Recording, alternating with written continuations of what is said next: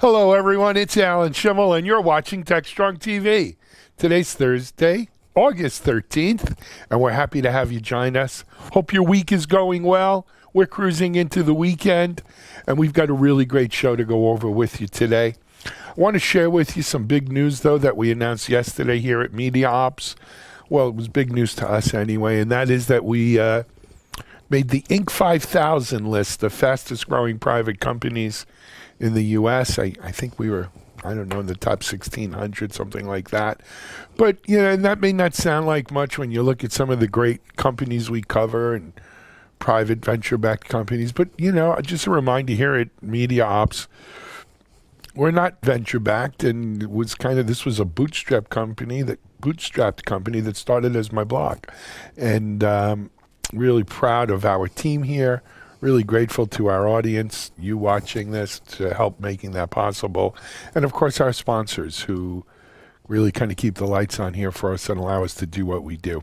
So many thanks to all of you, and especially to our MediaOps staff who tirelessly, you know, keep baking the donuts, whether it's video or written words or webinars or virtual events. We just keep churning it.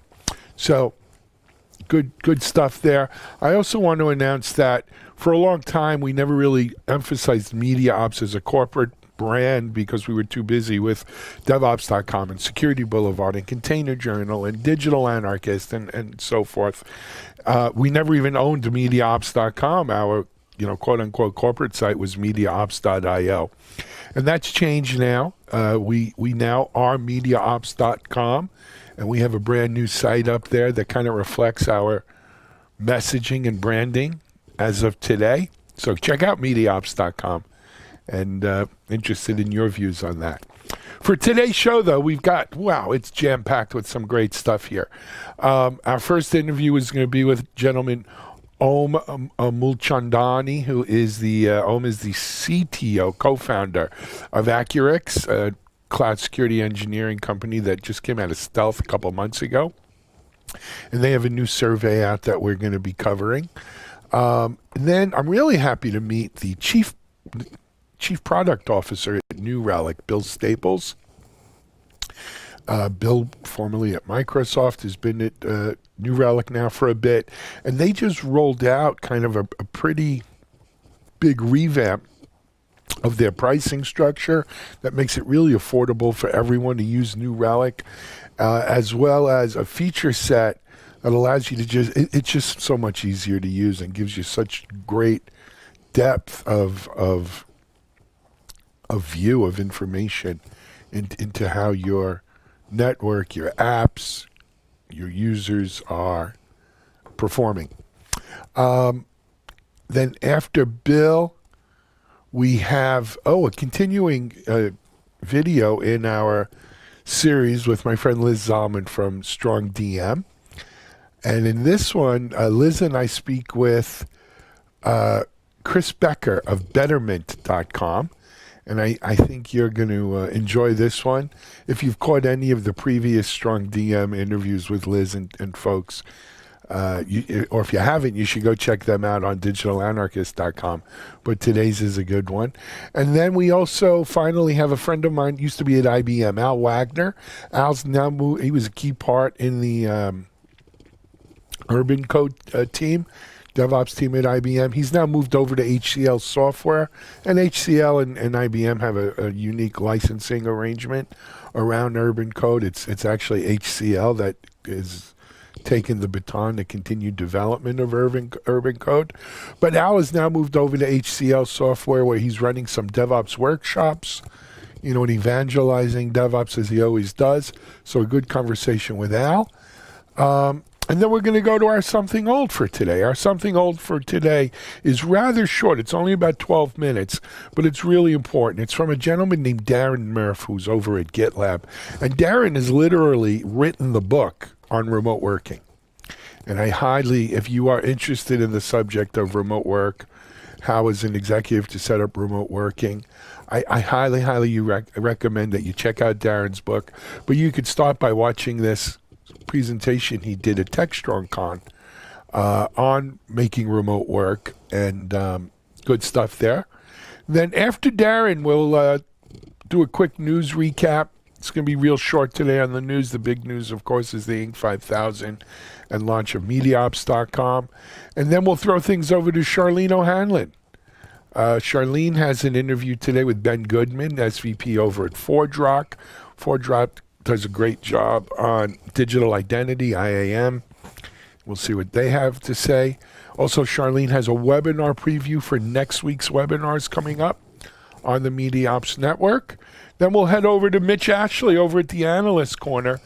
And Mitchell has today Mohit Tiwari, co-founder, CEO of Symmetry Systems, and a good discussion there. Then I'm really happy it's every other week on Thursday. My partner at the DevOps Institute, Jane Grohl, has a Jane Explains. And in this episode of Jane Explains, Jane's going to talk about SREs, the principles, practices, and roles around site reliability engineering, and hopefully it'll give you a good grounding in SRE, site reliability engineering. Jane does a good job on her Jane Explains. And then I'll be back to wrap things up. So it's an exciting Thursday. It's August 13th. This week's almost over. It'll be halfway through August. Where did the summer go? Good question. But we're going to take a commercial right now. I know that's where we're going. And I'll be right back with our first guest.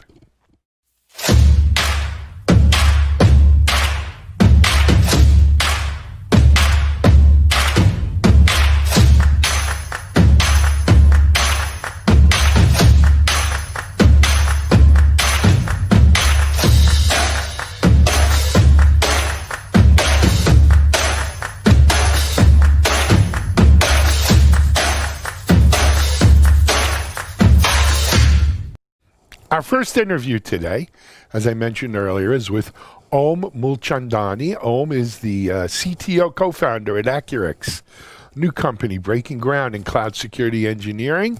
And they also recently completed another survey that had some interesting data about misconfigurations, data breaches, etc.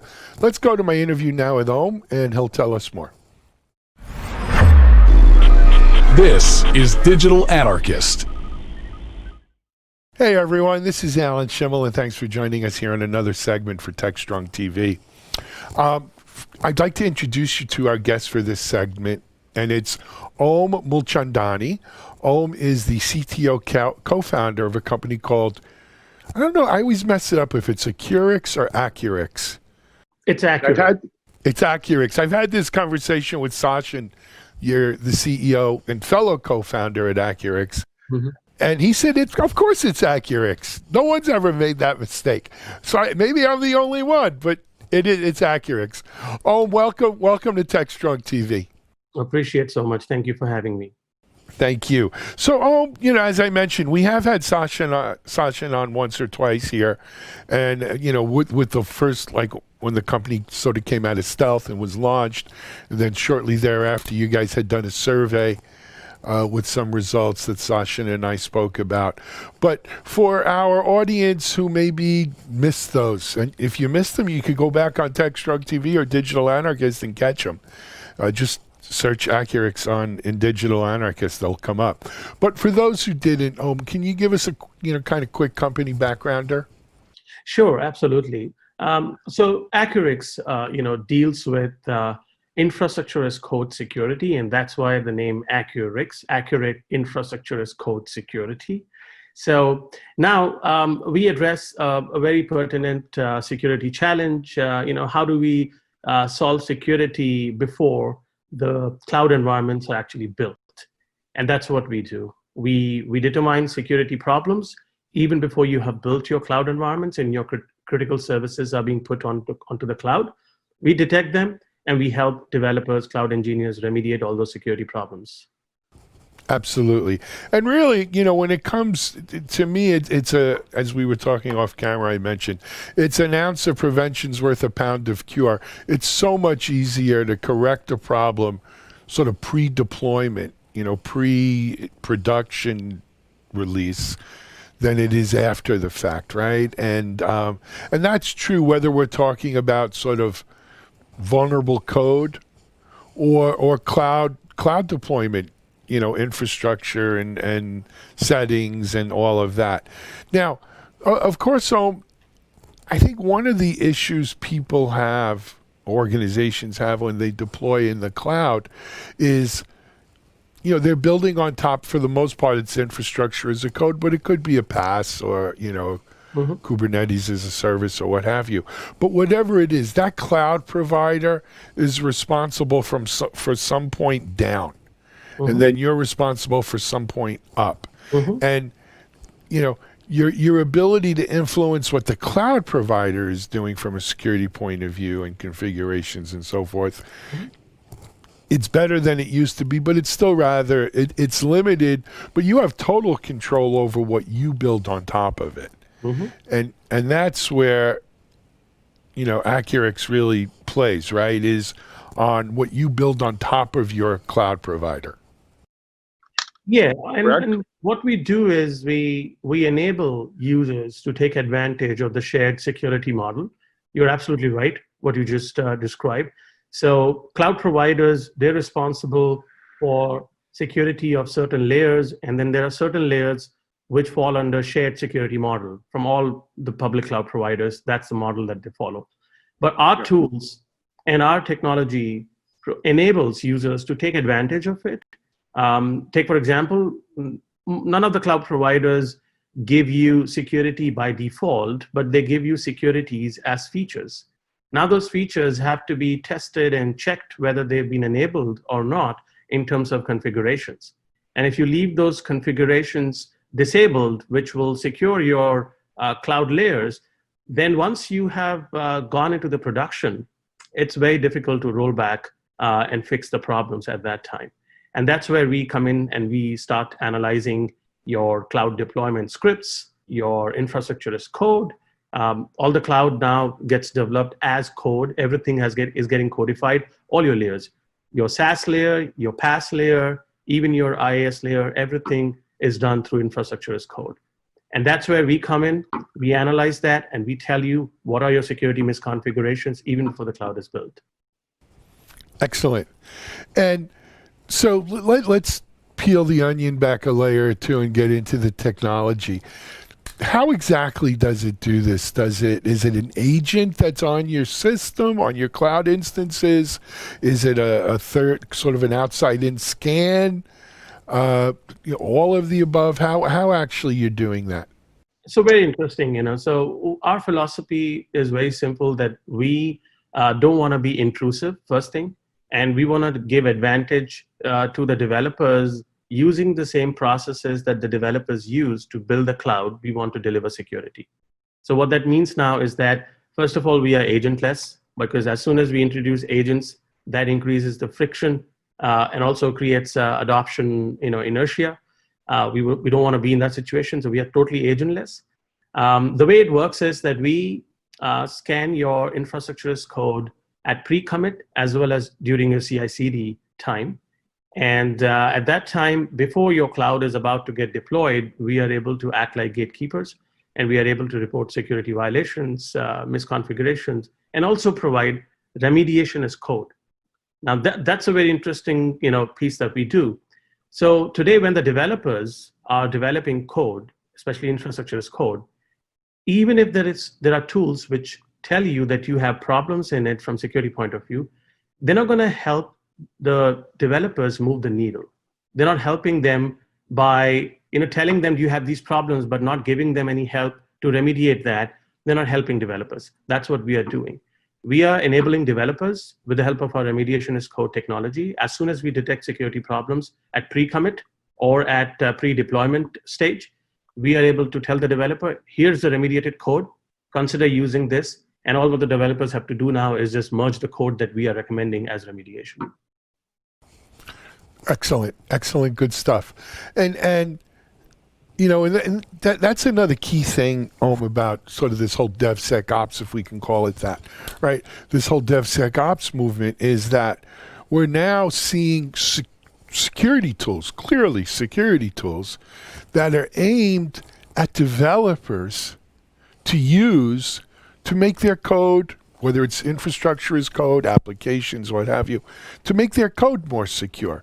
And that's a very different, I've been in security 20-something years. That's a very different model than producing security tools for security people to tell the developers, no, you can't do that, right? And then try to explain why, and they think you don't understand what you're talking about. So fundamentally, that shift, I think, is that's what really DevSecOps, that's where it's at today, making security for DevOps and developers. And not that we ignore the security people, right? The security people still playing an important role here. They have to sign off on it. They have to approve it. They're ultimately own it. Right. But these tools have to be friendly. I'm sorry, go ahead. Yeah, absolutely. And I mean, I've been, I've held CTO positions. I've led large cybersecurity teams in my past life. So I can tell you that there's a lot of shift in the role and responsibility as well. There was a time when security engineering as well as security assurance, both the functions used to be under security teams, right? But because of the codification of everything, I mean, software is eating the world, and that's where software is also eating the security. So what security teams are now responsible for is enforcement of policies, identification of security, strategy, and implementing that strategy. But actual engineering of the security aspects are now shifting to the developers, because the developers are the ones who are building things, and developers are the ones who are running things. That's what DevOps is. Therefore, we have to enable now developers to start acting upon security outcomes without the security teams actually intervening in their workflow, right? And so the products which actually work totally on the right side of the equation, where the security teams are getting alerts and notifications, and they're the ones who are then telling developers or engineers to go and do this, do that, that model is not going to work in future. The alerts and notifications... It's not scalable, it's not automatable, and quite frankly, what happens is something gets lost in the translation. Absolutely. The security person is saying, you need to shut this down because of CVE 1 blah, blah, blah, blah, and GDPR blah, blah, blah, blah, and the potential cross-site scripting, blah, blah, blah, blah. And all the developers here is wah, wah, wah, wah, no.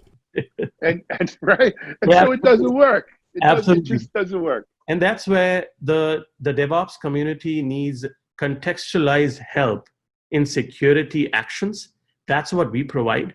We provide benefits to the security teams by allowing them to enforce policies. So for example, let's say you want to build a cloud environment on AWS, and as a security team, you want to enforce that nobody is going to create a S3 bucket without encryption being enabled on it. Let's say that's a policy.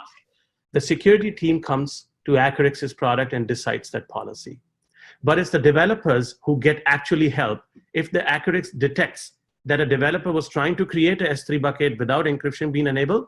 Accurix detects that, generates the remediation code, and sends that to the developer without the security team needing to intervene into that remediation process.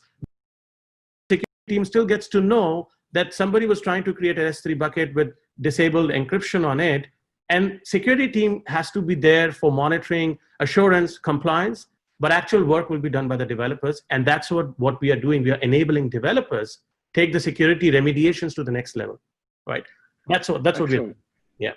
So, I've heard some describe that sort of function or role as sort of putting guardrails in, right?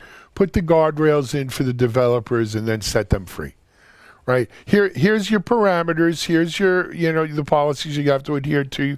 We're not going to let you get off the highway here, right? Or off the road. But as long as you stay on the road, go as fast as you can, right? And do what you got to do. Guardrails is definitely helping a lot. Developer community is loving the guardrails concept and is adopting as well. But we also need to see that there has to be next level to it as well. Guardrails should not be, reducing the DevOps speed. It should not reduce the velocity of DevOps. And therefore, it shouldn't happen that the guardrails are enforcing policies and identifying developers' code that they were violating certain policies and stopping the process there. No. Guardrails has to go to next level, where they have to be, guardrail process has to be like a doctor which tells you that you have fever, but the guardrails also have to give you the medicine for it. And that's where remediation as code is the next level for guardrails. Guardrails is going to detect your policy enforcement status, and then next level is to tell you, here's the remediation code, Mr. Developer, which you need to go and add into your code so that you can continue developing secure cloud or secure code without reducing or compromising on your speed. Excellent. All right. Let's talk a little bit. I know you guys, as I mentioned, when you first launched, there was some survey that I'd spoken to Sachin about. But I know you have some more survey results you wanted to talk about as well. Was that the same survey that Sachin, or this is a secondary thing? It's a new one. It's a second. Another one. Okay, very cool. That's right. And very interesting findings, right? I mean, to begin with, we found that over 30 billion records have been exposed as results of the cloud infrastructure misconfiguration over the last 2 years, right? Wow. And, Twilio recently was very lucky not to suffer a breach, but they did suffer a attack attempt because of misconfiguration. A big player in the market, they were lucky, but velocity of the breaches has continued to increase in the last 2 years. And most of these breaches are happening because of cloud misconfigurations. And if I were to just raise a few areas that we have discovered, number one area, policy violations. If the clouds are not being built with enforced security policies, that's the top reason why the attackers are able to successfully cause breaches. Exposures, posture drifts. Now, posture drift is where, let's say, a developer's intent was to build a cloud in a particular configuration, but because of the break the glass scenarios, emergency scenarios, the SRE teams had to go directly into the cloud and make changes. Now you have drifted from your intent versus actual. So your intent was to build a cloud in a secure fashion, but because you went and made a lot of changes directly into the cloud, you have now drifted away from your security posture. That causes a lot of security challenges as well. One of the very interesting findings that we have found is that the SaaS layers, especially the service mesh layers and serverless layers, which have now kind of become popular in the cloud environments, we found that 72% of the deployments which were made on service mesh and serverless layers using containers as underlying technology had exposed hard-coded credentials in their configurations, which was surprising because the whole purpose of creating container technology is to actually containerize everything, including compartmentalizing security as well. But things are going out of hand there because there are a lot of configuration possibilities which are available when it comes to containers. And the developers in the rush of rolling out container-based deployments looks like are not able to cope up with the security requirements there. Yep. I'm going to stop you there for a second. Sure. I want to discuss that a little bit if it's okay. Sure.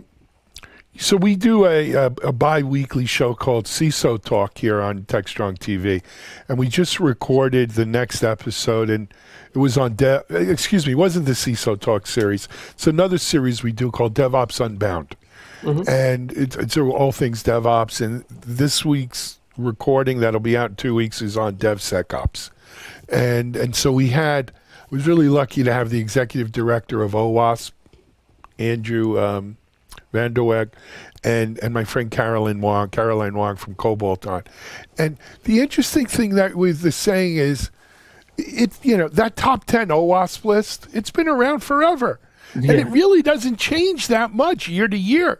Yeah. There's probably 7 out of the top 10 have been on for 7 years. Yep. The mistakes that we see that lead to breaches, that are leading to these incidents, 30 billion records, are relatively simple, silly things, right? Misconfiguration, human error, kind of just not checking the right box or whatever. Yeah. Not some fancy schmancy 0 day that someone discovered, a back door. No, it's just pure misconfiguration. It's pure, relatively easy stuff to fix. Yeah. If you're looking for that kind of fix. And you're raising a very important point. I can give you a very good response based on our research, right? Why that is happening. the reason why that is happening, the single biggest reason that we have discovered is that it's not that the security teams or the developers are not aware of these misconfigurations. It's a process challenge that the industry is facing today. The security teams are not following the same processes what DevOps are following when it comes to building the cloud. And therefore, when these problems are discovered, security configurations, it is too late and the cost of remediation is too high and the DevOps teams are not ready to then at that time fix those problems. Take, for example, Capital One breach, right? It's not just that the SSRF vulnerability, which caused all the chaos, right? It wasn't that, that they were not aware of it. It wasn't that they were not aware of the struts framework having that, vulnerability in their application. They knew it.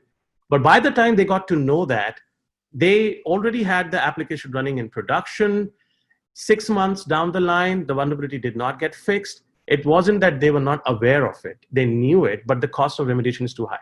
That's where we need Was that Capital One or Equifax? Oh, I'm sorry. That was Equifax, the struts. Yeah, I have friends at Capital One. I can't say bad too much. They have enough on their hands. Yeah, that Equifax. Yeah, sorry about that. Yeah, but then they were aware of it. It's just that the cost of remediation is too high when you detect the problems at a very later stage. You need to be able to detect these issues early in your development life cycle so that you can reduce the cost of remediation. Absolutely. Absolutely. Oh, we only have a few more minutes left, and I know there was more you wanted to cover, so go ahead. Yeah, so the second top issue that we discovered was overly permissive IAM policies in all different cloud environments that we have researched. That's 89% of the deployments we have found that again, it's not just the rush, but it's also to meet the timelines. DevOps is a continuous process. Everybody's under pressure. SRE is the toughest job on planet. So IAM policies overly permissive. Somebody wants to provision EC2 instances, hundreds of them.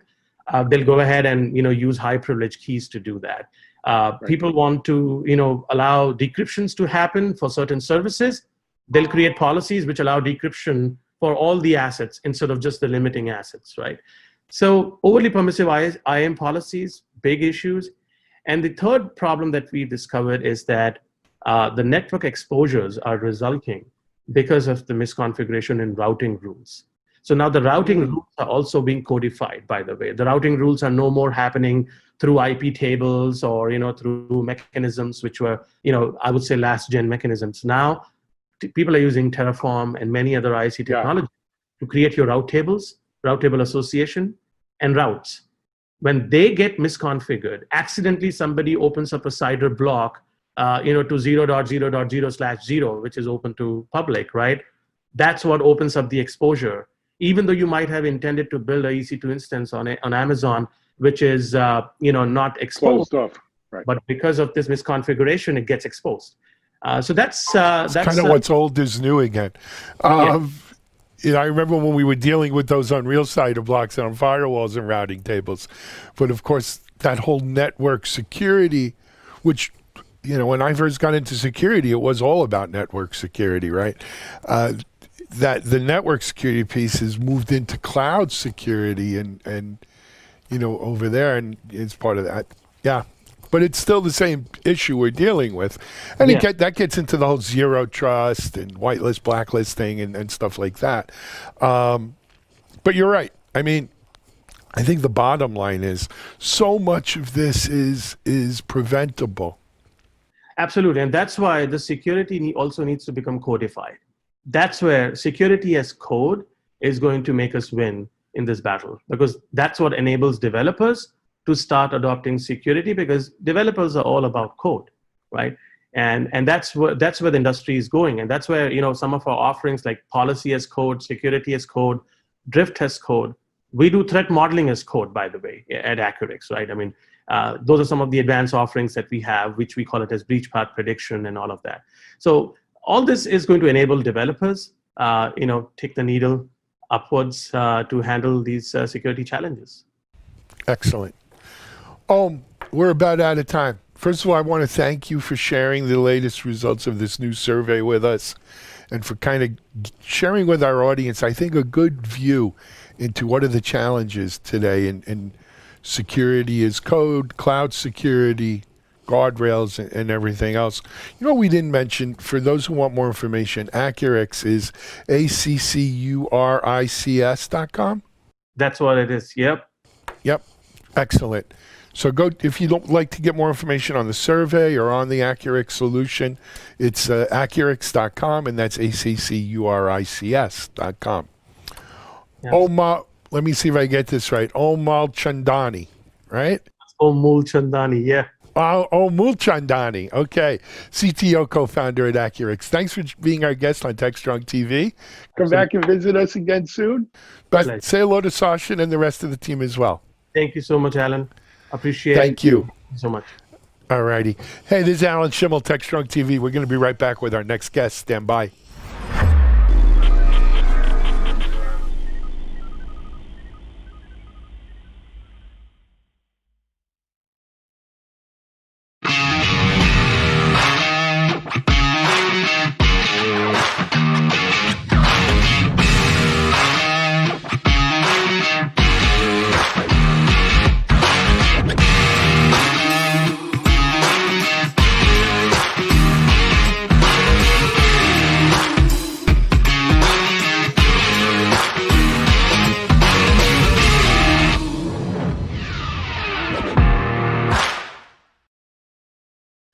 You know, New Relic has been a staple, no pun intended, a staple in the DevOps and what we used to call APM space since I first started DevOps.com 7 years ago.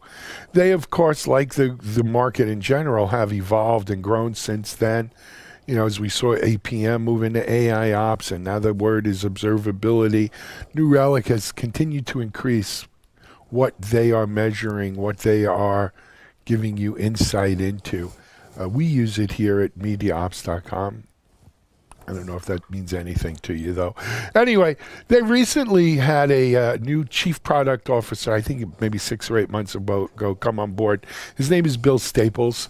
And I had a chance to meet Bill for the first time and catch up on some recent news from New Relic.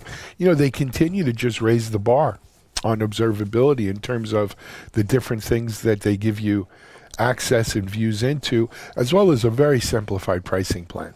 So let's now go to my interview with Bill Staples of New Relic. This is Digital Anarchist. Hey everyone, thanks for joining us in another segment here on TechStrong TV. Our guest for this segment is Bill Staples. Bill's the Chief Product Officer at New Relic. And Bill, welcome to TechStrong TV. Thank you, Alan. It's great to be here. It's great to have you on.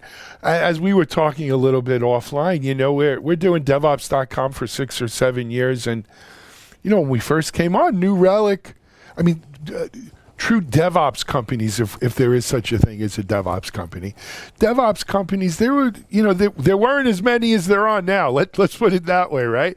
And New Relic was certainly one of the leaders back then, and you know, one of the first, I think, sort of DevOps kind of companies that had an IPO, if I'm not mistaken, and done all that.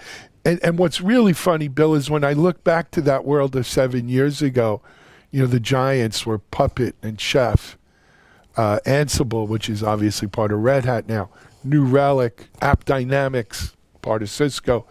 Some of them have certainly been winners. Some of them haven't maybe won as big as they would have liked.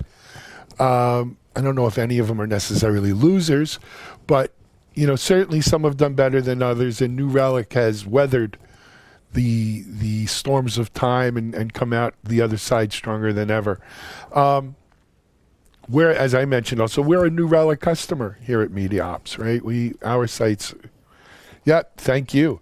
And you know what, I look forward, I get an automated, so I'm the CEO. I don't get the good reports anymore.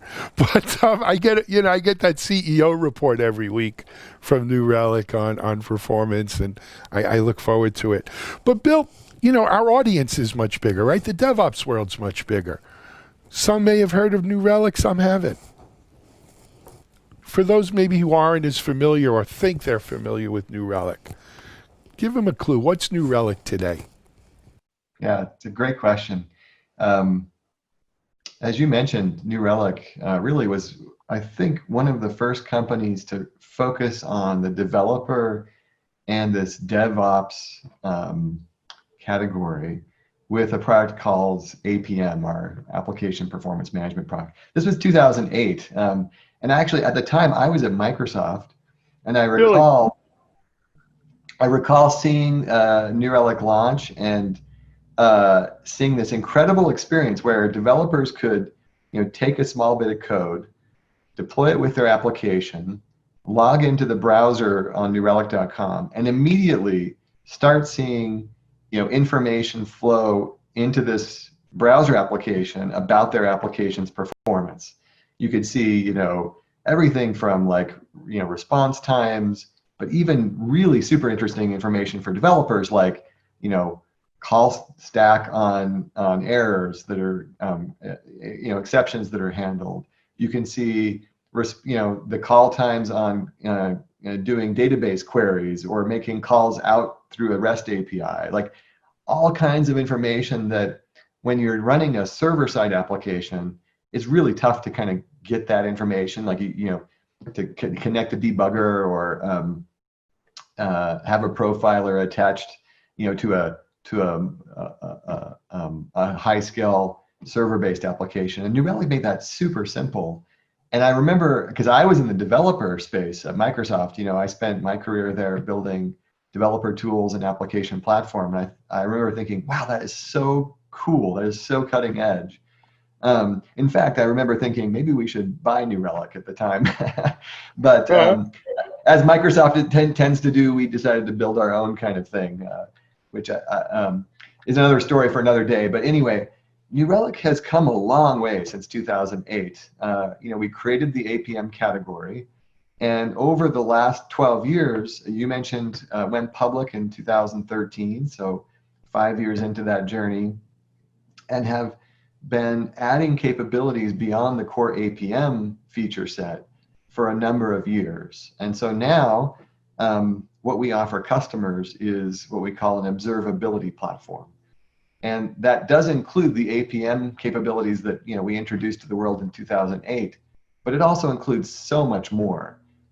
Really, with the explosion of complexity in building distributed applications, there's a need to not only understand how your own application code is doing, but you need to understand the full stack, right? How your infrastructure, even if that's public cloud infrastructure that you're depending on, is performing, or the virtualization or container-based software systems underneath your application, all the way to the digital experiences that your customers may be using on, on their TV or on their phone or on their, any device nowadays that can consume experiences. So as an engineer, you've got to see that full view of what's going on that may be impacting the customer experience. And New Relic now has the ability to instrument everything across that stack, the ability to ask questions of that instrumentation, including at petabyte scale. Some of our customers send us every day petabytes of telemetry, whether that's metrics, events, logs, or traces. And then we have all kinds of analytics software to let you visualize what's going on in your digital estate, as well as troubleshoot it and keep your customers happy. So that's kind of where we are today, for a long way from 2008. Absolutely. And Bill, observability is certainly a hot word in our world. Our world meaning DevOps, digital transformation, cloud native, and so forth.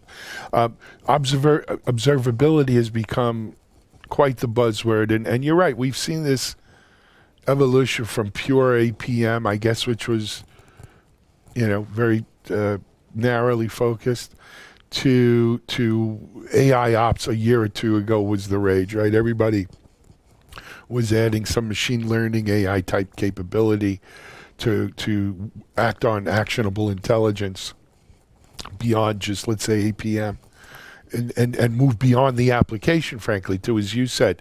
It's the cloud, it's the network, it's the edge, and it's the endpoint. It's that total experience end to end.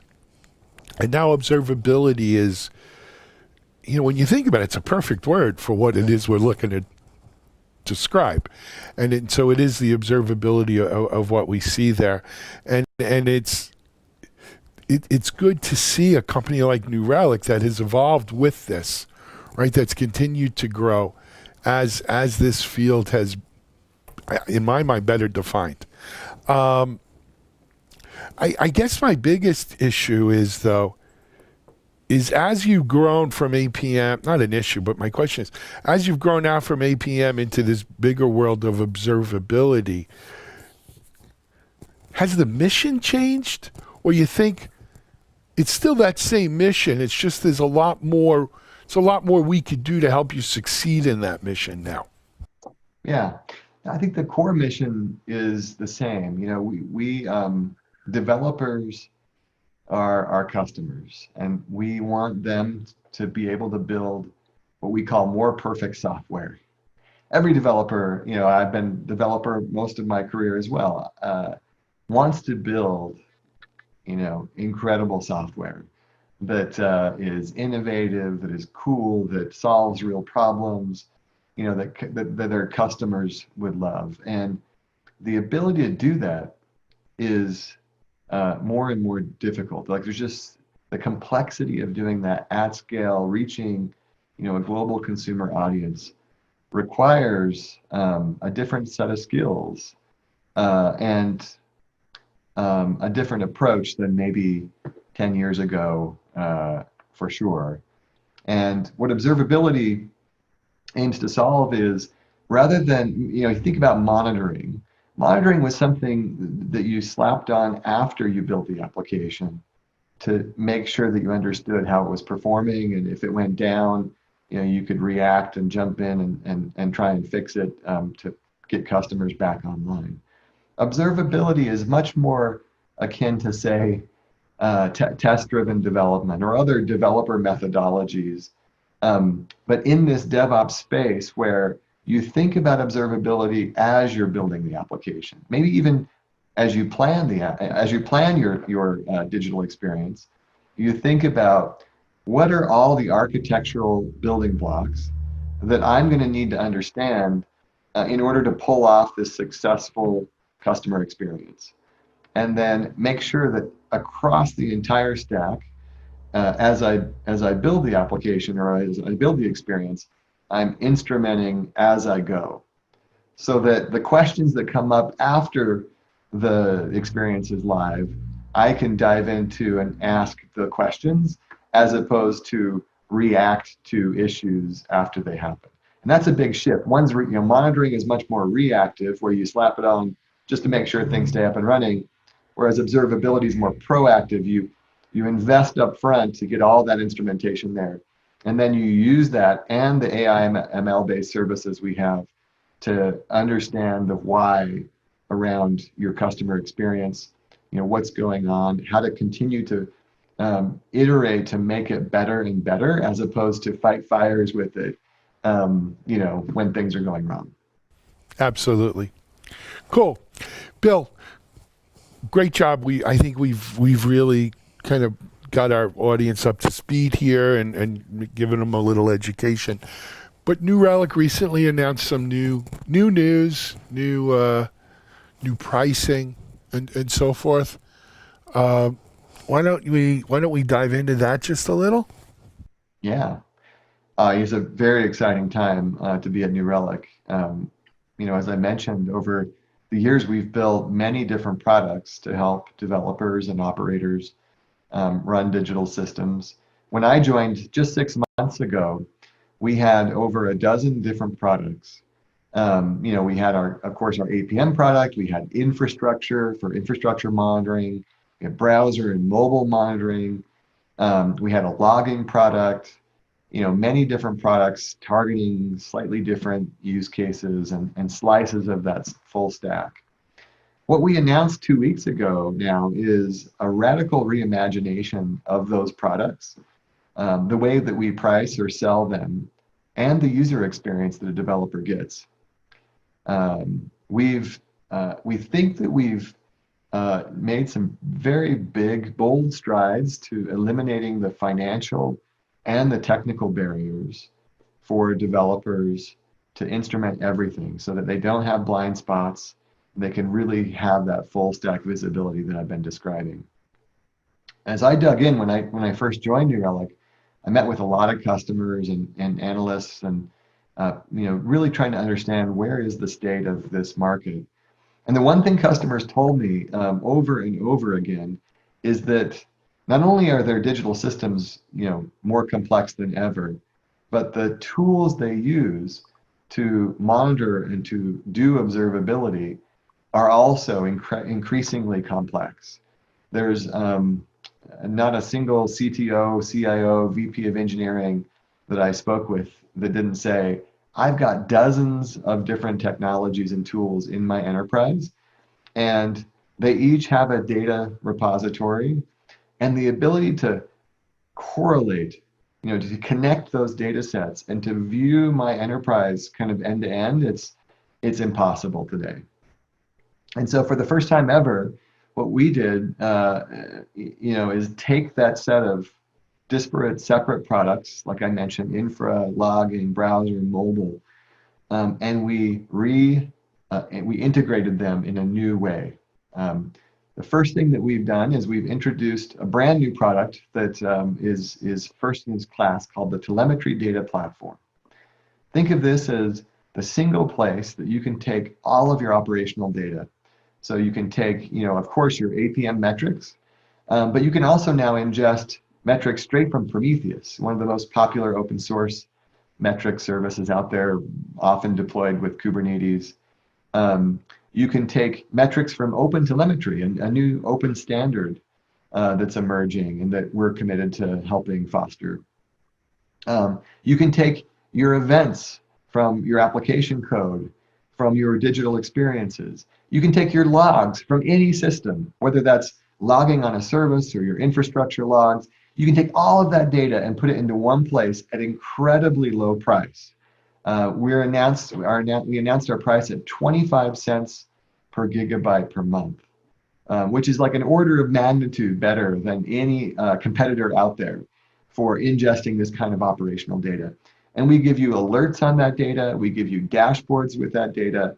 We give you all of our integrations, so 300 plus integrations that you can get all the data from your systems into. And with that, you can also use, with the announcement we just made this week, Grafana dashboards. So if you love Grafana, you can take Grafana, visualize all of that data in one place at extremely low cost. Very cool.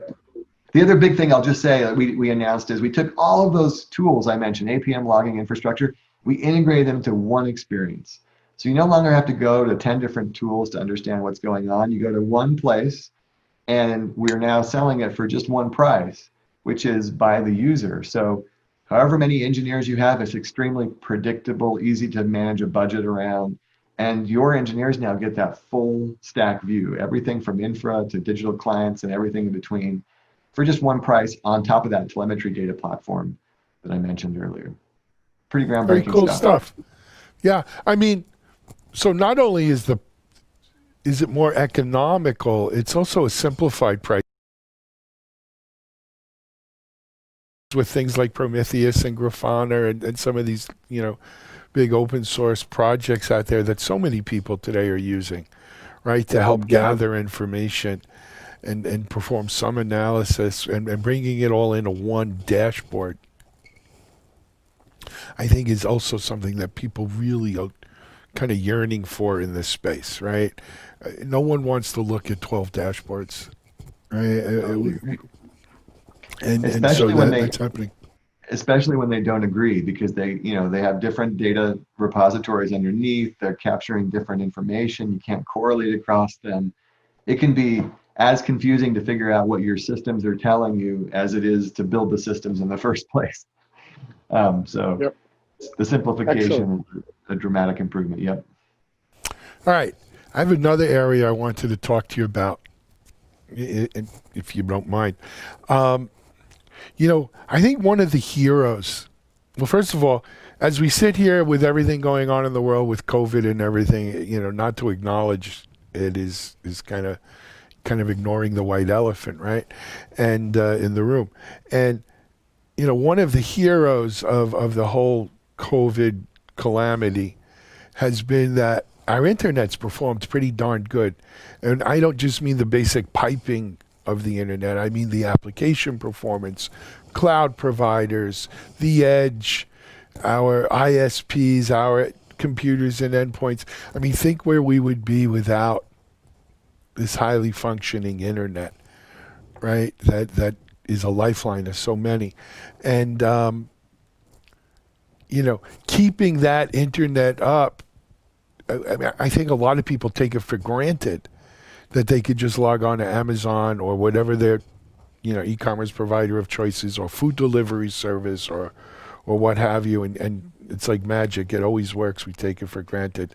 But keeping all this infrastructure up and running while we're working remotely, more, predominantly, overwhelmingly, is really one of the unsung heroes of, I'm not saying it's like frontline workers who are putting their life on the line per se, but really unsung heroes of allowing us to exist, to function. And, the role that a New Relic-like product, service, plays in that chain of, things we take for granted because they just work. But they wouldn't just work if they weren't closely monitored and constantly fixed, fine-tuned, and everything else. Are you guys seeing stuff like that around there? Oh, it's incredible. First, COVID has been unprecedented is an overused word, I think, at this point. I don't think any of us in our lifetime would imagine that we would see a global pandemic that literally shut down, almost every business and quarantined us all in our homes for an extended period of time, and it's still going on. So, and I agree with you. Like, imagine if it had happened 10 years ago. Without video streaming and the ability to continue to work from home using audio and video streaming, without the ability to do food delivery and grocery deliveries, without the ability to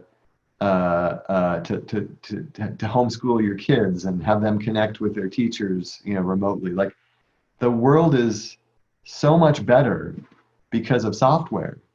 And you're right, like the internet and our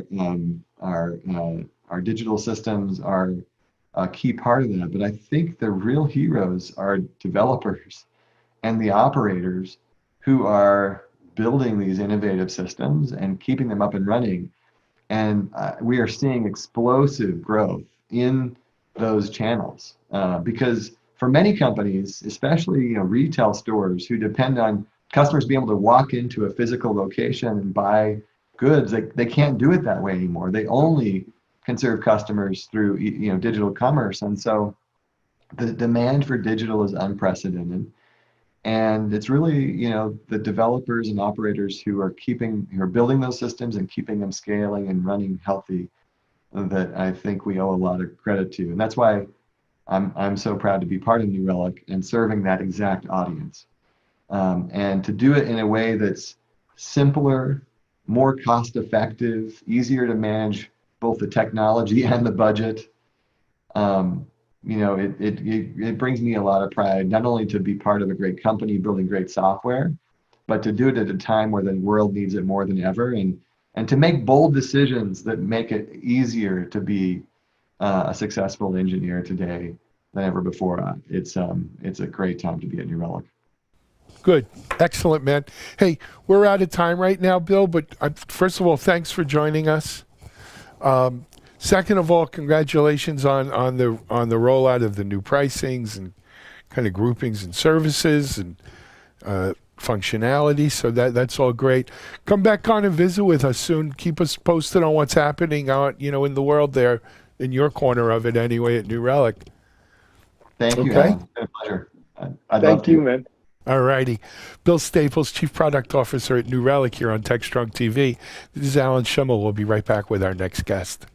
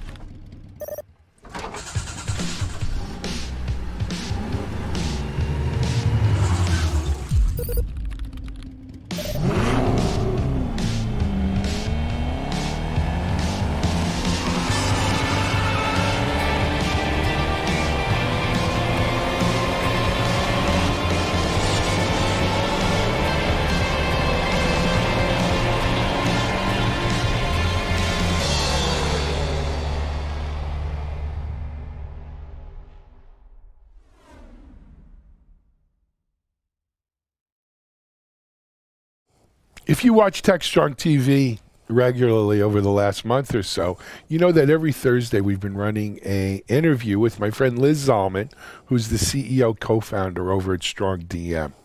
Liz does a nice job with Strong DM. Strong DM itself is doing a really nice job helping people as a proxy between their identity going into cloud assets or frankly assets wherever they may be. Liz has brought on a string of Strong DM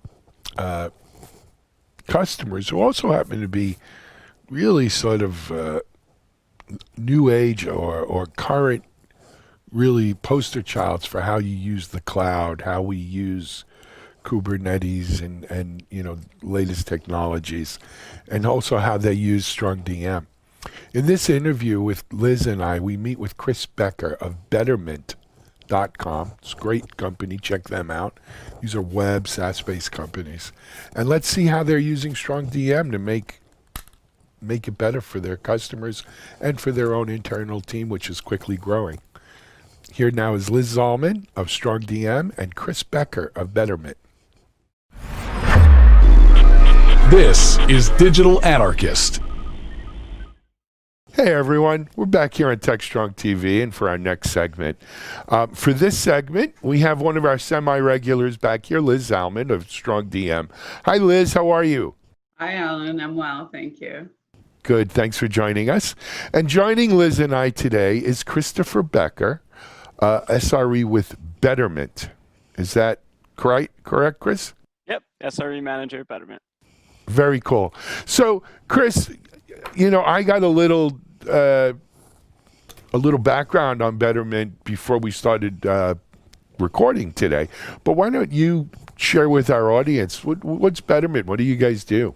So yeah, the elevator pitch for us is we're a robo-advising platform that helps you make the most of your money. So the idea with us is we take away all the complexities of investing and saving, and we've turned it into a goal-based platform that lets you invest your money, save for what you're going for, and try and make the most on top of the market and everything like that. So we try and take all the trouble of saving and all of that. We dynamically balance portfolios and things like that for you. And as Liz said, it kind of removes all the distracting stuff with money.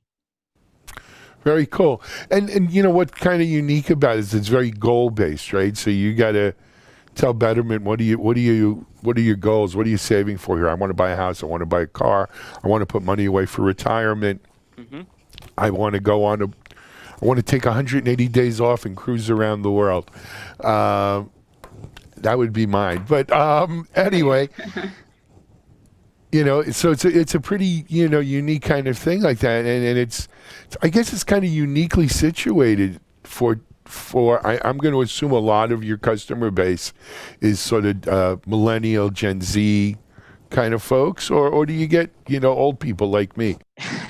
We have everyone all over the gamut. I think, like you mentioned, the goal-based investing, and that's what's super important to us. And it helps us it helps us make the calculations about how we balance everything. For me, for instance, I have a goal that's like saving for a house, and that's a much different trajectory than something like retirement for me, based on my age and my income and everything like that. And what Betterment helps you do is just save in the best way to hit those goals. So if you're trying to, get X amount of dollars by, Y date, there's sort of a formula that does that. And if you're saving for retirement, there's a different formula that works with that. It's all kind of within our platform. Cool. So, and of course the website. Let's get that out of the way. BetterMent.com. Got it. Okay. And there's a mobile app. And there's a mobile app. There's more. There's an app. And we should also, hey, full disclosure, Liz has told me not only is Betterment a customer of Strong DM, but Liz is a customer of Betterment. So exactly. It's a great product. Take it with a grain of salt. Anyway, Chris, let's talk a little bit about your background though now. So you are manager SRE there, and our audience is very, very familiar with SRE and SREs in general. But how does one become a manager of the SRE team? Absolutely. My background is particularly interesting. I guess rewinding the clock a little bit. I was I got into sort of computers and computer management and server stuff like way back in high school. I come from a pretty like, I guess you could say like classical IT background. I actually have like a Microsoft MCP, if you could believe that, like from back in the day. I do. Yeah, Server 2003 Active Directory. So that's yeah. I went to a high school with a really like great like computer program that let a lot of the students like kind of get hands-on access to stuff. And by my sophomore year, like me and my other classmates were sort of like managing our computer labs and learning about how to do all that kind of stuff. So that's like, yeah, I guess I was fortunate in that I got into this like really early, and it was something that I was really excited about. And I was kind of like, that guy in high school with my buddies. We build computers and things like that as well. But yeah, so, and then right out of like high school, I went to college and studied information technology as well. And one of the things that like, for me, I've always sort of been like, I guess like the jack of all trades when it comes to technology, everything server management, a little programming and things like that. And then out of college, I actually got a job at Warby Parker doing like office support. So like IT support. And that's kind of for me where like, I guess you could say the like automation bug, I got bit by that because we were doing a lot of like software installations and things like that on people's machines. And we wanted a way to like, with our 2-person IT team, scale out to support like, 300 people at Warby at the time. So it was like investigating, more things that we like, use in SRE world today, like things like Ansible and things like, automation scripts and stuff like that. I was kind of like getting introduced to that as a way to just make it so that our small team could manage and automate installations on, a bunch of workstations. And then from there, actually in Warby Parker, I had the opportunity to like change to like what they called an infrastructure engineer role, which like, looking back on it now, it was essentially like DevOps, right? Like, because DevOps is, I guess, the big umbrella that covers a lot of different disciplines and stuff like that. So from there, I really, I leveled up like a lot of my programming skills as well, writing like automation scripts and stuff to set up developer workstations.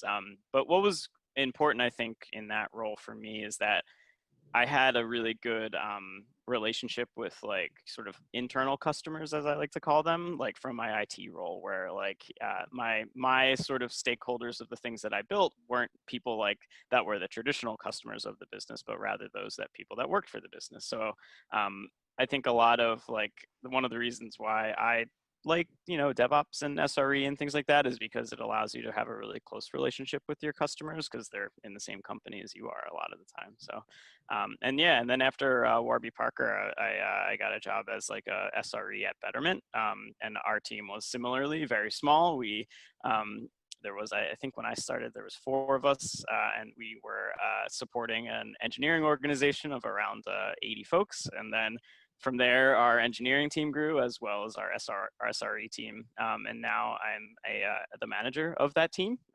And so having been on that team for 2 years, 2 years and change before becoming the manager, I like had a really good sense of like what we liked to do, things we wanted to build for like our engineers and platform things as well. So now I'm kind of like at the helm and get to control that, which is really, really cool. Excellent, man. Great story. You know what, Chris, I don't think your journey is that unusual, to tell you the truth. I mean, I spend my life talking to people like you and Liz, and I mean, what's different is, you know what, my high school didn't have a computer lab. My college had punch cards, but my children, for instance, our local high school here in out West Boca Community High, they actually have actually a Microsoft certified program. So a lot of, you become Office certified, big deal as a freshman. But by the time you graduate, you are Microsoft certified. And they might have, I don't know if they've moved over to Google stuff now and more cloud-based kind of things. But, there's a cybersecurity area of concentration, they call it, which is pretty cool too. And it's good. I mean, because so many people of my generation who look, we took the internet commercial, right, and built what you see here. But so many of them are self-taught, especially in things like DevOps or cyber or, you know, those kinds of things. And so it's good to hear, you know, people with real academic backgrounds in this stuff. And I think it bodes well for the future. But, you know, part of what you guys are doing, obviously, is you called it infrastructure engineering or Warby Parker DevOps, but the real thing here is that we've moved in your lifetime, right, in your career. I don't know if they ever had the concept of like the server closet in the data center on-prem. Everything is SaaS ops, right, or cloud or some sort of hybrid of that, right? There might be some third-party data center you use that where you're running, let's say, a private cloud kind of thing. You mentioned Ansible. Well, that was back at Warby, so I don't know if you're using OpenShift or anything like that. But clearly, right, it's not, this is today's infrastructure, today's kind of new stack, as I like to call it. What about Kubernetes, cloud native, any of that stuff? Yeah, so that's like at Betterment, we're using Kubernetes. We're on top of AWS as well, and I think it's. I like that you mentioned sort of like old server closet stuff. I think like the last time I interacted with like a physical, you know, rack server was probably in college. But I mean, I grew up like punching Ethernet cables and like racking and stacking and configuring, you know, RAID arrays and things like that.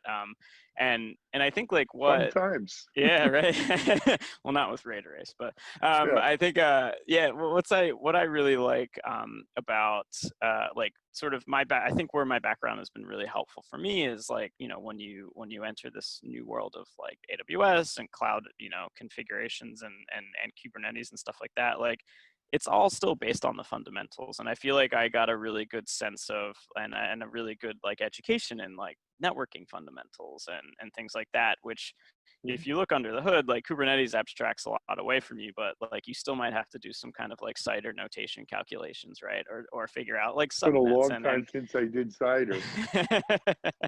and it's and things like and like, you know, figuring out like we were debugging an issue with like with network connections and being able to like, you know, Wireshark and look at the TCP handshake and figure out like why we were dropping packets or getting RSTs or something like that. Like being able to sort of zoom into those things that we don't necessarily think about a lot these days when we sort of turn on a server in AWS and we don't really think about like being able to sort of lean on that knowledge is incredibly helpful in those like, you know, head scratching debugging moments and stuff like that. Yeah, no, it's always good to understand what the underlying technology is about. But part of what, and this is really something Strong DM does, right? Part of what we're doing here is we want to make it chimp simple. We want it to be fast, automated, easy. That's a big part of the SRE kind of mantra as well, right? Yeah. And so let's talk a little bit about Strong DM over at Betterment, right? How was it there when you got there? It sounds like you've kind of built the thing, though. You brought it in. Talk to us about the use case here. What made you go with Strong DM? Why? What were you trying? What problem were you trying to itch here? Scratch were you trying to itch? Absolutely. Yeah, no, for us, so I was actually like the project lead for implementing Strong DM at Betterment. So I absolutely love it, first of all. It's one of my favorite apps because I don't have to think about it ever. And that's like, if I forget, like if something's so seamless and it like is so like, you know, well run that I forget about it, those are my favorite kind of piece of software. Well, no, that goes to what we just said. We want to make it that simple, man. Easy, simple, automated. I don't want to do CIDR calculations. I needed that. But for us, we had a need at Betterment. Obviously, like we're a financial institution, we have like regulations that we abide by, and these things. One of these things is like auditability, and we need to make sure that any changes to any systems that we have and we run and we operate are auditable. It's tracked. It's logged. So for us, Strong DM was sort of like the perfect picture because it allowed us to like use that platform to get like, you know, auditability. We could track and log everything as well as push everything with SSH at the time through one system, which was really nice. And it also had the added goal of not being dependent on our VPN, which we're trying to get rid of as well for a lot of reasons. StrongDM, allowed us. And also like the thing that I've said amongst my team, and one of the reasons why I really like StrongDM is it sort of abides by like what I like to call, like, like the Unix philosophy, right? Like it does one thing and it does it well. And it's very predictable, and it's like command line. It's very predictable in the way that its interface and it interacts with like other servers and things like that. And it was really easy for us to build out this entire system with, like we're literally running 2 EC2 instances, and they're able to like, get into hundreds and hundreds of servers every day and have never had an issue. So Liz, 5 interviews. This is the longest I've ever heard you go without speaking. What's up? What can you tell us about this? What I can tell you is the Betterment, I think, is, I'm going to say, top 3 in terms of forward-thinking customers that we have. They've pushed the envelope in a variety of ways. They were using SSH, I think, where they had requirements for how they wanted engineers to interact with SSH that we didn't yet support in the platform. I think the same thing went for kubectl as well, or usage of Kubernetes. They were the first to really stress our system, not stress our system in terms of like we went down, but stress in terms of like, I want to automate stuff like this, and you're doing this, and I need you to get to this. I can't count the number of times that Chris asked for a REST API. Have you used it yet, by the way? Have you used it yet? Have you? Oh yeah, no, we have. Yeah. Okay, good. Yeah. They had requirements in terms of directory syncing. Yeah, so it was a pleasure to work with them. And I actually don't recall, did we meet when you were at Warby, or were you just sort of aware of that relationship? You actually, I think you came in to meet the infrastructure team, like the ops team at Warby at one point, because I remember we were piloting StrongDM at one point. I don't think I was there when the implementation happened or anything like that, but I was familiar with the product from Warby actually. Yeah. And Alan, it's actually interesting. Chris is part of Chris, what used to be based in New York City, and in New York there is this group of infrastructure folks that stays within sort of the B2C world, in my opinion, and goes to the unicorns, and like it was almost like born out of Warby. Someone to like Harry's for shaving, someone to Peloton, someone to Betterment. I'm sure I'm missing a couple of companies, and they're almost more forward thinking than our traditional B2B clients are. It's a very interesting trend. Yeah, so one of my good friends is a guy named Brad Feld out of Boulder, and Brad, he founded TechStars Foundry Group. He's a big VC, but he's also an author, and he's written this whole series around what they call startup communities, and it really talks about, Liz, and what you're just saying, right? Is generally you get a pool of talent, right, in a geographic region, within a community. It doesn't have to be geographic, actually, but within a community. And that talent, it's almost like the 6 degrees of separation, right? You can see a company has a liquidity event. People make money, they start other companies. Or they develop some really great expertise, in this case, kind of B2C, using, real edgy kind of, got to stop using the word edgy because it's now meaning the edge, but kind of cutting edge is what I mean. Technology players, and they that you can almost trace the DNA, if you will, right, from company to company to company, because it's the same roots of people, and that's what makes a startup community, because along the way, right, more people get added into the tribe, if you will, right? And that tribe continues to grow. And that's how, that's how tech centers are born, right? You can trace, like Boulder, for instance, Boulder, Colorado, you can trace a lot of what came out of what's coming out of Boulder by, from when the storage folks were there, and IBM had a big facility there, and the University of Colorado, and Brad coming in and investing a lot of money. And there were like a handful of companies that had really great outcomes or liquidity events, and it gave rise to this whole Austin the same way. By the way. Anyway, StrongDM. So Chris, what are you guys using it for? Let Liz mentioned some REST APIs and stuff like that, but how what are you using it for? How's it working out? Yeah. What do you see?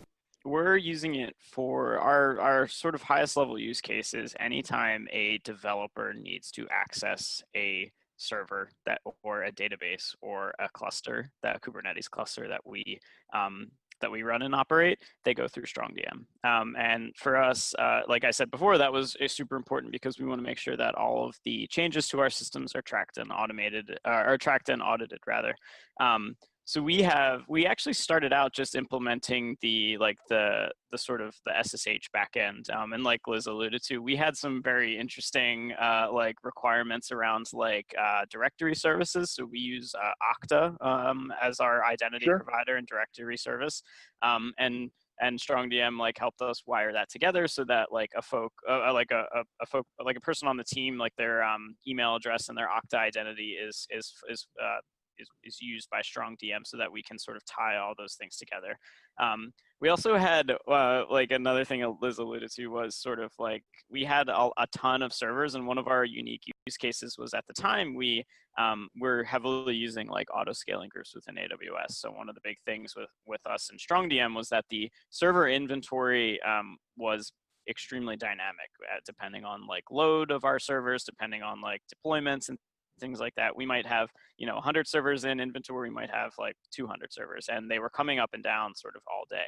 So for us, one of the other interesting requirements is we needed some kind of automation so that when AWS would turn on a new server to handle extra server load, that server was automatically enrolled and registered in the StrongDM platform. So yeah, again, we worked with Strong a lot on sort of nailing down that interface, and we've written some automation scripts and things like that to get it to register and everything like that, and their admin their token, the admin token API and everything like that made that a breeze. And then our most recent implementation is actually we use StrongDM for Kubernetes. So we basically have a when you need to get access to our Kubernetes cluster or debug an application in our cluster, we actually live provision a container, and then you're proxied through Strong right into that container, and all of that is audited as well. And all of our developers actually the best part is they don't even understand they can connect to an old system or a new system, and for them it's completely transparent. It all runs through Strong, and it all is and for our compliance reasons, it's all audited and tracked and logged, which is great. That's nice. Two things I want to highlight in here, and then Liz, I'm going to ask you to expand on it. Number one is that by using Strong, what Chris's team is able to do, as he mentioned, they use Okta. They don't have to worry about hooking up this person's identity, maybe via email, with their Okta identity for purposes of IAM, right, across their disparate network infrastructure, right? StrongDM here, as part of the proxy process, is lining up that person's real identity, right, their email or whatever you want to use as their real identity, with their IAM identity here. I call it an IAM because it could be Okta, it could be others, right? And then, but the person doesn't have to think about that. And quite frankly, Chris, either do you and your team, right? StrongDM just makes that, again, chimp simple, easy, done. That's number one. Number two, and Liz, this is where I'd like you to comment in. The idea of using it in this Kubernetes system in containers, as Chris is referring to, is that the norm now, or you think this is kind of an advanced use case? It's an interesting question, and yeah, I think to your first point, we're acting as a infrastructure API, right? We don't care what Chris is using as his identity store. We don't care where his infrastructure is. We're just connecting the dots. Yep. Kubernetes we've seen different instantiations of Kubernetes over the years, right? Docker tried with Swarm and it didn't stick, and Kubernetes did, and many people were using it they were trying it on. And I remember like the month that it hit production workloads, because I think we got 7 or 8 requests in 1 week. That's like, why don't you have support for this protocol? And we said, okay, time to build Time to do kubectl that, support. yeah. And Yeah, so guilty. it was like, yeah, you were one of them. It was like playing mainstream. And so I think everybody is trying to find some way to systematize and puppeteer everything that's going on, and abstract away a lot of complexity. So no, to me, Kubernetes is certainly here to stay. I see everybody using it. But is their Kubernetes, because it sounds like their Kubernetes installation, if you will, the way they're using Strong DM, Yep. and it is maybe a little different than, is that the standard way that people using Strong DM in Kubernetes, or is there's a little different? I think Betterment has a particular approach to locking down access, which is you literally get this much access, or this much access, or this much access, or over here maybe this much access. It's highly tailored and fine-tuned, and I think that is the that's sort of the forward-thinking way. Like, people talk about least privilege, and Betterment has actually implemented it across the board for every single thing that somebody needs access to. That's great, man.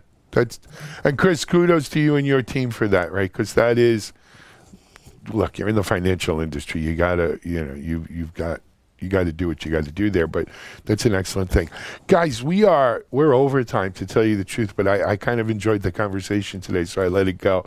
But we need to break out of here. Chris, enjoy. I know you're about to take, you said, like a week off over there at the shore, and enjoy it. I see maybe you'll get that ore off the wall, and actually do something. Yeah, that sounds cool. Anyway, I'm just thinking, I'm supposed to be going out on the boat tomorrow, but it's also supposed to rain, so I'm not sure. But anyway, enjoy your week off. Thanks for joining us. Thanks to Betterment for allowing you to tell your story here today. Liz, always a pleasure. Always a pleasure to have you on and hear more about Strong DM and this whole kind of, these new companies. They're not necessarily new like today, but a new way of doing things and a new way of making it easy to bring people on and access assets and wherever the infrastructure is. So fantastic. We're going to wrap. This is Alan Schimmel for TechStrong TV. We're going to be right back with our next guest.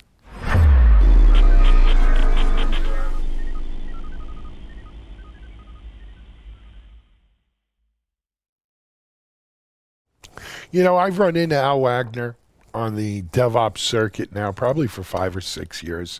Al was one of the mainstays of the Urban Code team over at IBM DevOps.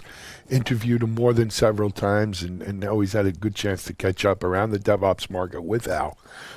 Al recently moved from IBM over to Hcl Software, and in a licensing agreement, it's Hcl that now updates and continues to develop Urban Code, though Urban Code is still sold by IBM and HCL for that matter. In his role at HCL, Al is offering some great DevOps workshops, as well as keeping up spreading the good news, evangelizing DevOps wherever he can. Here's my interview where I catch up with my friend Al Wagner, now of Hcl Software. This is Digital Anarchist. Hey everyone, this is Alan Schimmel. Welcome to another episode of TechStrong TV.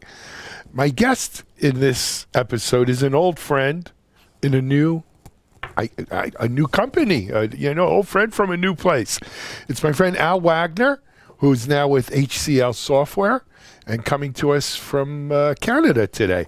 Al, welcome. How are you? Thanks, Alan. I'm doing very well. Doing very well considering the situation that many of us now in a work from home capacity are coping. Well, as we were talking off camera, you were at least able to get your hair cut. I thank God every day I don't have hair, because what would I do about I've got my wife cutting my hair. Oh, Al, you still look pretty. Yeah, thank you. But it's not easy. It's not easy, man. But anyway, hey, thanks for joining us. For anyone who, if you go back and look at our Digital Anarchist video platform archives, I've been interviewing Al 6 years at least. No, Al, maybe more. Usually from places around the world, whether it's an IBM Think or, you know, some other IBM event or some other DevOps event. You know, we had to do at least a half a dozen or more interviews over the years. And, you know, always Al was one of the key folks around DevOps at IBM you know, he was a linchpin there. You've moved over to Hcl Software, as we mentioned. Al, what's your role at Hcl Software now? My role over at Hcl Software is one of a transformation advisor, transformation architect, still under the DevOps enthusiast moniker. You know, very, very similar to what I was doing at IBM. But now I'm focusing on a couple of very specific areas. One of them being a DevOps workshop where we interact directly with organizations and try to, you know, understand their current pain points, what their overall strategy is, what some of their objectives are, and then the value stream mapping exercise, which is key, right? The whole thing around value stream management right now starts with value stream mapping. So that's one of the initiatives. And then a lot of enablement. Hcl Software is relatively new in the last couple of years, and you know, a lot of new people, and bringing everybody up to speed so that we have a same common approach and goal in helping the HCL clients move things forward. Very cool. That workshop sounds like a great, you know, you're a perfect person to deliver that as well. So that's good stuff. Al, first of all, I don't know if our audience knows this, but Urban Code, which again was a linchpin of IBM's DevOps offering, and still is to a certain extent, Urban Code moved over to the Hcl Software stable. I guess it's got to be 2-3 years ago now, no? Yeah, it would be a couple of years now. It's still under an IP partnership between IBM and Hcl Software. So it wasn't, you know, IBM didn't defund or descope Urban Code from the portfolio. It's HCL team is doing the development work, and IBM we're both promoting the capabilities that the technology brings and the problems that it solves. So it's not IBM has given up on Urban Code. It's IBM is partnering with another company to, you know, increase our breadth of reach and our development capacity. Well, I think this is what happens a lot in the technology world. You get a big company like an IBM.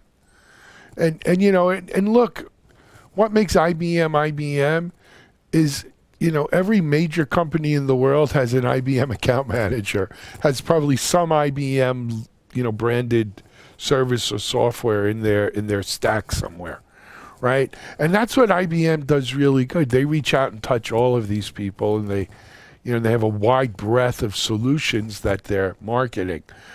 But in terms of keeping a kind of a cutting edge product, and Urban Code, when IBM purchased it, right, acquired it way back, was, you know, a leader in this space, right? And you know, keeping that product cutting edge, it's just a different focus than I think IBM does as one of, you know, literally thousands, if not tens of thousands of solutions in the portfolio, where I think HCL gives it the TLC from a development side. Now I'm talking go to market. Yeah, both you guys, I mean, HCL and IBM are pretty tight in a go to market kind of messaging and selling it. And that's what IBM excels at, right? IBM, it's on their rate card, it's in what they do, and they're really good at putting that into their IBM channel, so to speak. Yeah? It's part of both company catalogs, right? Yep. Because at the end of the day, you know, the whole overarching theme of DevOps is value to the business. So whether it's IBM is pushing the Urban Code portfolio or HCL Software is pushing Accelerator Launch, also Urban Code Velocity and Urban Code Deploy. The end of the day is we're still trying to help clients, trying to move the needle forward, helping to deliver on the business objectives for that company. Otherwise, it's just a technology, and you're just going to automate a silo. Yeah. And again, that is part of the IBM value prop, right? Is that they're not just selling your technology, you're buying into that whole. But I don't want to give people a false sense of HCL software either. This isn't some rinky-dink, mom and pop shop. I don't know if you know or if you're allowed to say, but HCL, how many? They've got to have quite a number of employees, and at this point, I mean, they're a worldwide power as well. Well, I'm relatively new to the organization, so there's HCL proper, which has over 100,000 employees around the world. Then there's Hcl Software, which I believe has 3,000 or 4,000 employees that are focused on a number of the products that complete the DevOps portfolio, right from the value stream management piece, through the deployment automation, through the development effort, through the testing effort, through the security effort. It's really building up a complete end-to-end DevOps portfolio. So yeah, HCL is working very diligently to grow that DevOps business and help clients achieve their goals. Sure. And then now, in joining Hcl Software, you also were able to sort of reunite with some colleagues you've worked with in the past. The decision to make the move, Alan, was a very, very difficult one. I worked with I worked for and with a person I respect very deeply, consider a friend in Eric Minnick. You know Eric. Sure, very well. So it was hard to leave, that collaboration with Eric. But then on the upside, I get to reconnect with, Chris Nowak. So I worked with Chris Nowak on the Hcl Software side. I get to reunite with a lot of the Urban Code developers that I had a relationship with, and the rational test developers that I had relationships with. Back connected directly with Steve Boone and Brian Muskoff. So it's comfortable.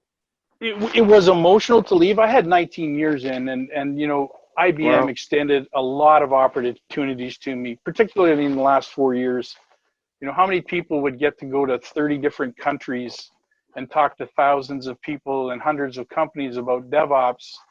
It was tough. It was really tough. So I don't regret the time I spent at IBM, but I'm really looking forward to working in more of a startup kind of situation. My whole IT career has been corporate IT. This is unique. This is a different experience, and it's giving me new learning opportunities, which is what it's all about, right? Reinventing yourself, staying current, staying happy, being excited about coming to work in the morning, even if it is in your home office. Agreed. So for people watching out here, right, maybe they're not the typical IBM sort of customer. Or they are, but they want to engage HCL as well. What's the best way to engage with you and the DevOps team at Hcl Software? Well, again, one of my main activities is around these workshops. So, if they go into Google and they type in HCL DevOps workshop, it's going to take them right to a brochure, an online brochure of what's the workshop all about, a sample agenda. Then they can register for it. From that point, we would do a qualification, a little qualification. And by that, I mean, try to understand the problem. It's not about just selling software or marketing software. It's about helping, being a trusted advisor, understanding the problem so that the suggestions or the solutions you present are viable, valid, and will deliver on the results. So there's kind of that discussion. And I used to do a lot of these DevOps networking events, which was a one-to-many type of audience. Myself and others standing in front of a room of 50 to a couple of hundred people, evangelizing DevOps stories and the practices and demonstrating some products. the workshop is really a one-on-one consultant type of service. In the networking events, people may refrain from sharing some of the challenges they were facing because they didn't want to be judged by others in the room. In a workshop, the DevOps workshop, in that one-to-one, you get into understanding truly what are the issues, and then you can drive in deeper to figure out what's causing it. What are the limitations that they have technically? What are the rules they've put in place to alleviate those limitations, or you get into discussions around the levels of governance they put in because of some problem that happened 5 years ago that there's no way in heck it's going to ever happen again, but they still have that rule. Those kinds of discussions only come out in that one-on-one conversation. So we kind of have that qualification because we need the right people at the table. If we have the right people at the table, the change advocates, the decision makers, the team leads, then we can plot out a prescriptive plan that aligns to what they're trying to do with the business around DevOps. So again, you hit the web page, request the workshop is probably the easiest way. The other way is Twitter and LinkedIn.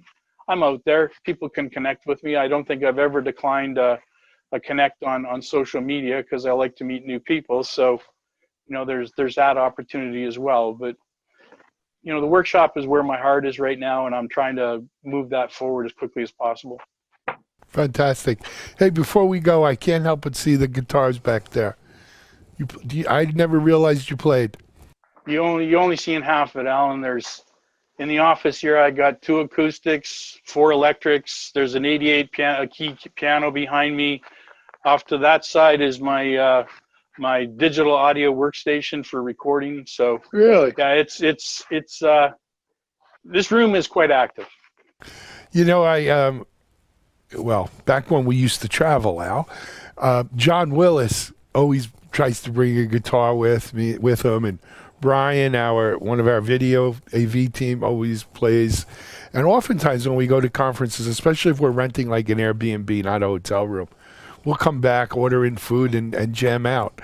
Not me. I could play a few chords. That's about it. But nevertheless, we'll sit and play and sing old songs and music.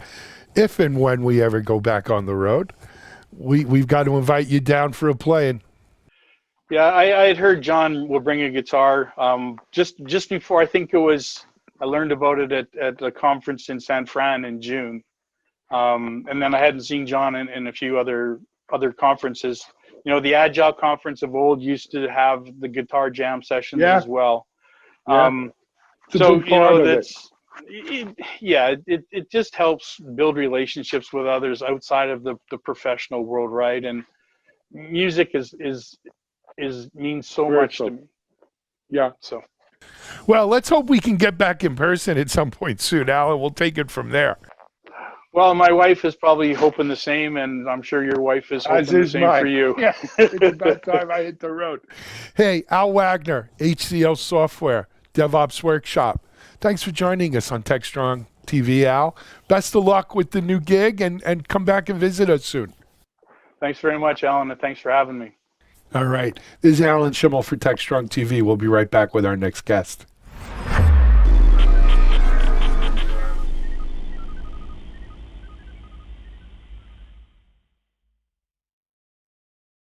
With the COVID-19 pandemic, it is important to protect yourself and others from spreading the virus. Prevention and personal safety is key.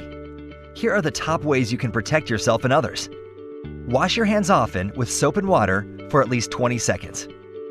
Avoid touching your face. Practice social distancing and avoid high-risk potential people. If you are showing symptoms, stay at home. If you must go out, wear a face mask. Always cover coughs and sneezes with a tissue or use the inside of your elbow. Clean and sanitize frequently touched surfaces daily. Together, we can prevent this pandemic.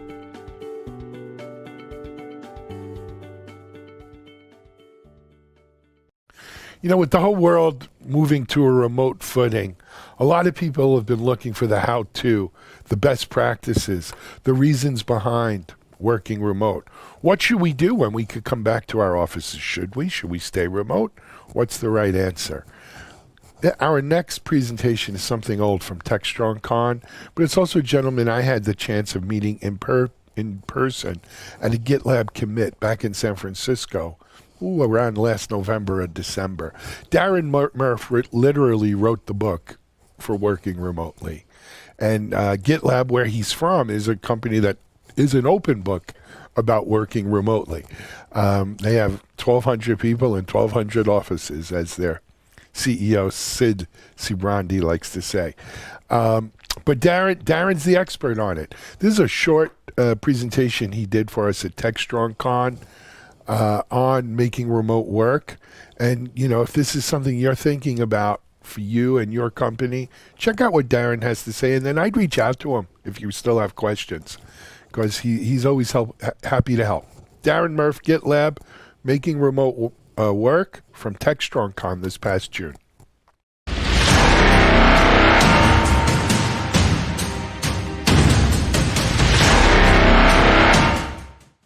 Hey all, thanks for joining this session on making remote work. I'm Darren Murph, head of remote at GitLab, the world's largest all-remote company. We've been remote since the inception of GitLab, so we've learned a thing or two over the years. But I recognize that not everyone has that luxury, and you may be dealing with some challenge in transition. So in this presentation, we'll talk about anecdotes and examples of what GitLab does to thrive as a remote team. So before we get going, a bit about GitLab. We have a public handbook that's over 5,000 pages if you were to print it out. We're all about open source, and that includes the knowledge that we've gained over the years as it relates to working as a remote team. So if you miss anything in this presentation, don't worry. It's all documented and can be found for free at allremote.info. So a bit about me. I've spent my entire career working across the spectrum of remote. I've worked in co-located spaces and hybrid remote scenarios, and now at GitLab in an all-remote environment. So we've scaled this team from about 3 to 1,200 in more than 65 countries over the course of 9 years. And we've dialed in how we work remotely, and now we want to share that with the world so that other companies can learn from what we've experienced. So earlier this year, we published the Remote Playbook.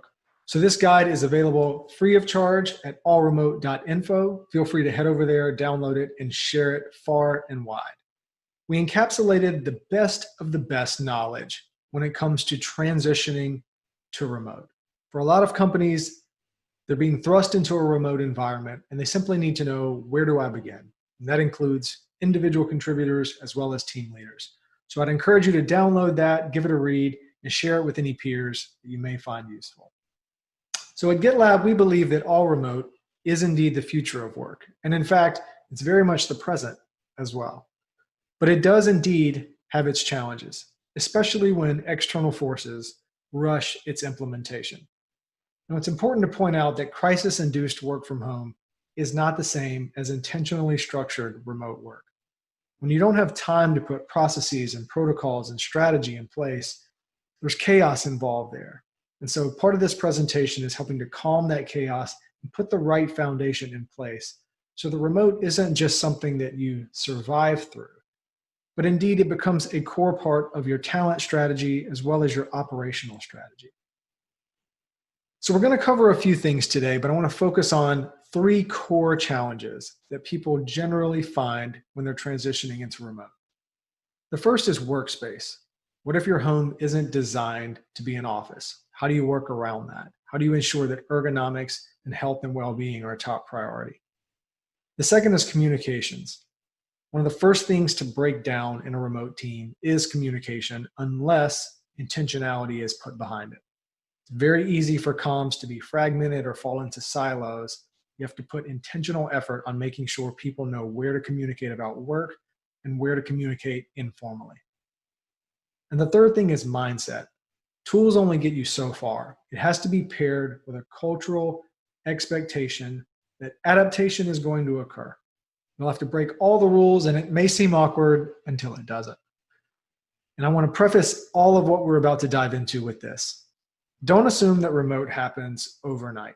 This is very much a journey of iteration. No company should expect to go from zero to mastery immediately. Work through the phases as you see fit and do it in a sustainable way. So here's an overview of what we're going to cover. 5 things that you can focus on right now to maximize stability in your organization. The first is to establish a remote leadership team. One of the things you may notice is that remote isn't clearly defined. There are elements of people, there's elements of culture, there's elements of operational strategy, there's elements of IT, security, and access. So who owns that? Well, unless you put intentional thought behind it and build a remote leadership team, it's too easy for things to just fall through the cracks. So one thing that I recommend for new team leaders in a remote setting is to switch your mindset to a servant leadership model, especially in the early days. You have to recognize that all of your direct reports now are in individual bespoke environments. No one is in exactly the same work environment anymore. So you can't have the same uniform expectations about what their challenges are. So for leaders in this time, it's important to act as a sounding board and accept feedback and listen to what's happening and what's going on and what the challenges are. And then that becomes a priority list of what to fix and in what order. The second thing is to establish a handbook. So you want to create a single source of truth for your more pressing questions, and all of this works to avoid confusion and dysfunction. So one of the biggest challenges when you go remote is keeping everyone informed in an efficient way. And the solve for this is to systematically document important process changes in a central place. You need to communicate that out company-wide and update it continually for common questions around tools and access.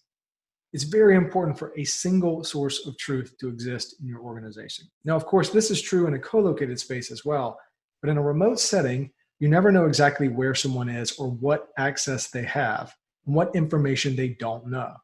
The only way to solve for this is to create a handbook, and a lot of companies start with a wiki until they scale up, so that they know where to go to have their commonly asked questions answered. And I want to give you one example of how this works at GitLab. We've woven this into the culture so that everyone thinks to answer with a link.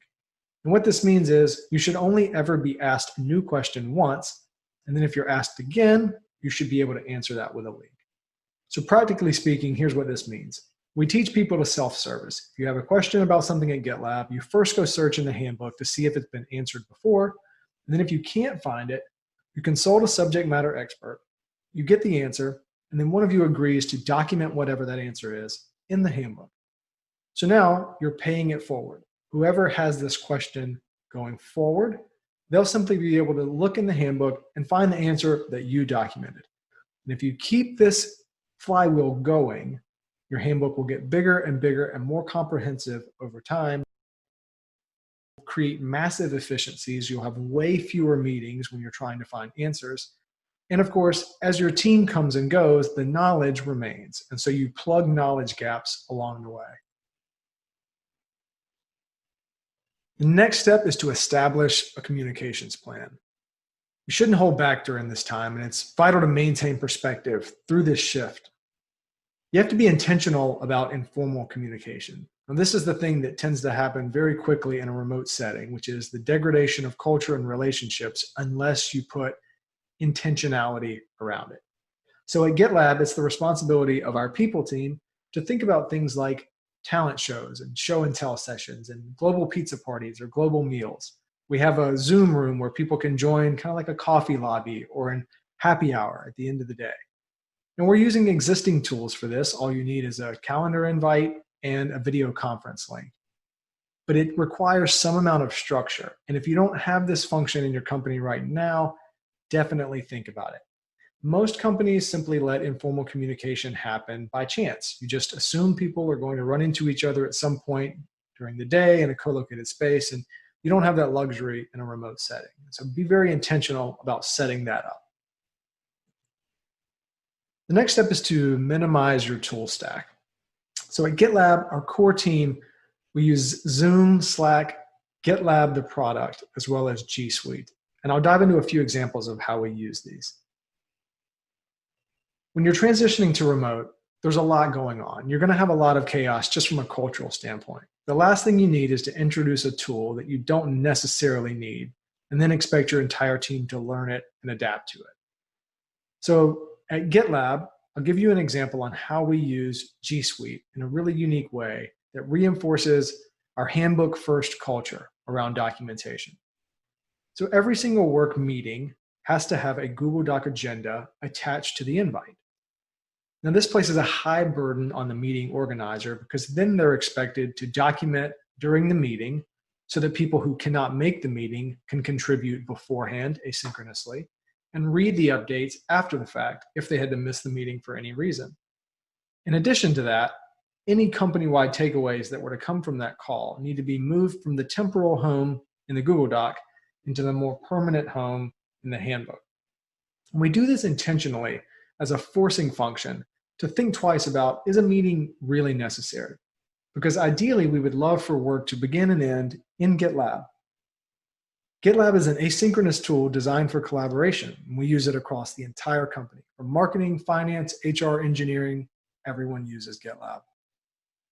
For informal communication, we use Zoom and Slack. So we have coffee chats over Zoom where we get to know each other and talk about anything other than work. And with Slack, we actually expire our Slack messages after 90 days so that people don't lean on Slack as a work tool. Instead, we want that to be used for informal communication, things like mental health and parenting, hiking, cooking, video games, that kind of thing.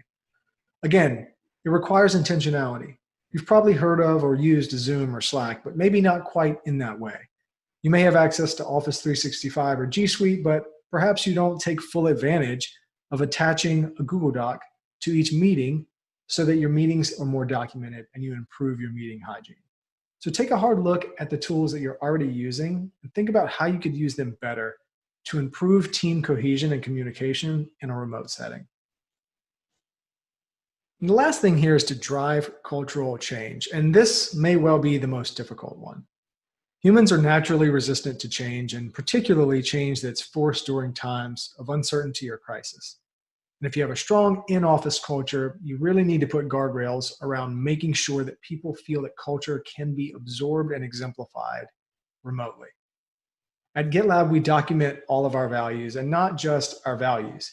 But if you look at our values page, you'll find thousands of words underneath each value that act as sub-values. These are substantiators of those core values, and they explain how a value can be lived out in a remote setting.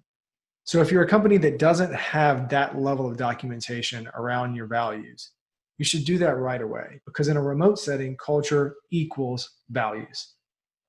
At GitLab, we have all of this documented. We have almost 50 guides on how we do every facet of remote. And I've shared a few here, and I'll share some in the notes as well. You can learn more about how GitLab does remote at allremote.info. And because it's based on open source, you can certainly make a merge request and add tips and tricks from your own remote company into GitLab's handbook. We believe that everyone can contribute, and we want to enable that for our remote guides as well. Thanks so much for your time and attention. I really appreciate it. If you have any feedback, you can find me on Twitter at Darren Murph, or make a merge request at allremote.info. Aloha and mahalo.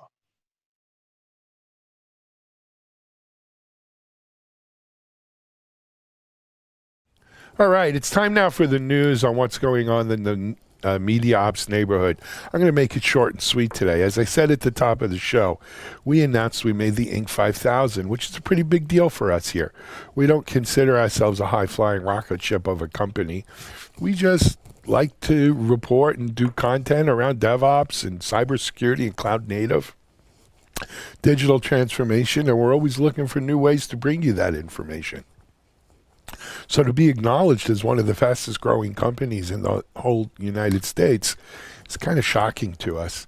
You know, I personally started this company as a blog. It was never my idea we should be one of the fastest growing companies in the US. But it's a great testament to the team I've built here at Media Ops. We have great people, and they work really, really hard bringing you this show as well as the rest of the content we do. We also have great sponsors who have supported us from day one, literally, and allowed us to grow and keep the lights on, and for our people to have lives, earn a good living and get on with their lives. And it wouldn't be possible without that sponsorship. So we thank them. And most of all, I thank you, our audience, because without an audience, we wouldn't have sponsors. We wouldn't have a business. There'd be no Inc. 5000. And so we try really hard to give you what you want to see, hear, learn, watch. And we'll keep doing that. And this kind of recognition, I think, gives us all a little giddy up in our step to keep doing it longer and better, and we will. As importantly, though, I want to let you know that we, rather than being DevOps.com or Security Boulevard, those are our brands, but we are MediaOps. We've now taken the domain name MediaOps.com. We've relaunched our site on there with new messaging around this and all that we do. So check out MediaOps.com.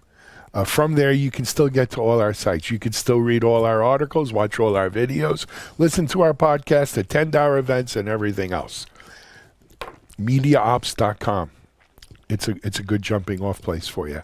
And I should mention that the MediaOps.com site is really aimed at our sponsors who want to know, how do we work with MediaOps? How can we leverage what MediaOps is building to help with your own corporate initiatives? Check it out on there. For our audience, keep looking for us on DevOps.com and Security Boulevard, Container Journal, Digital Anarchists, where all our videos live, as well as our virtual events, webinars, digital download library, and more. Thanks for your support, everyone. Now, let's turn things over to Charlene O'Hanlon, who has Ben Goodman, SVP at ForgeRock, as well as a preview of next week's webinars on MediaOps. This is Digital Anarchist. Hey everybody, welcome back to TechStrong TV. I am Charlene O'Hanlon, Managing Editor at MediaOps, and I'm here now with Ben Goodman, who is a Senior Vice President at ForgeRock.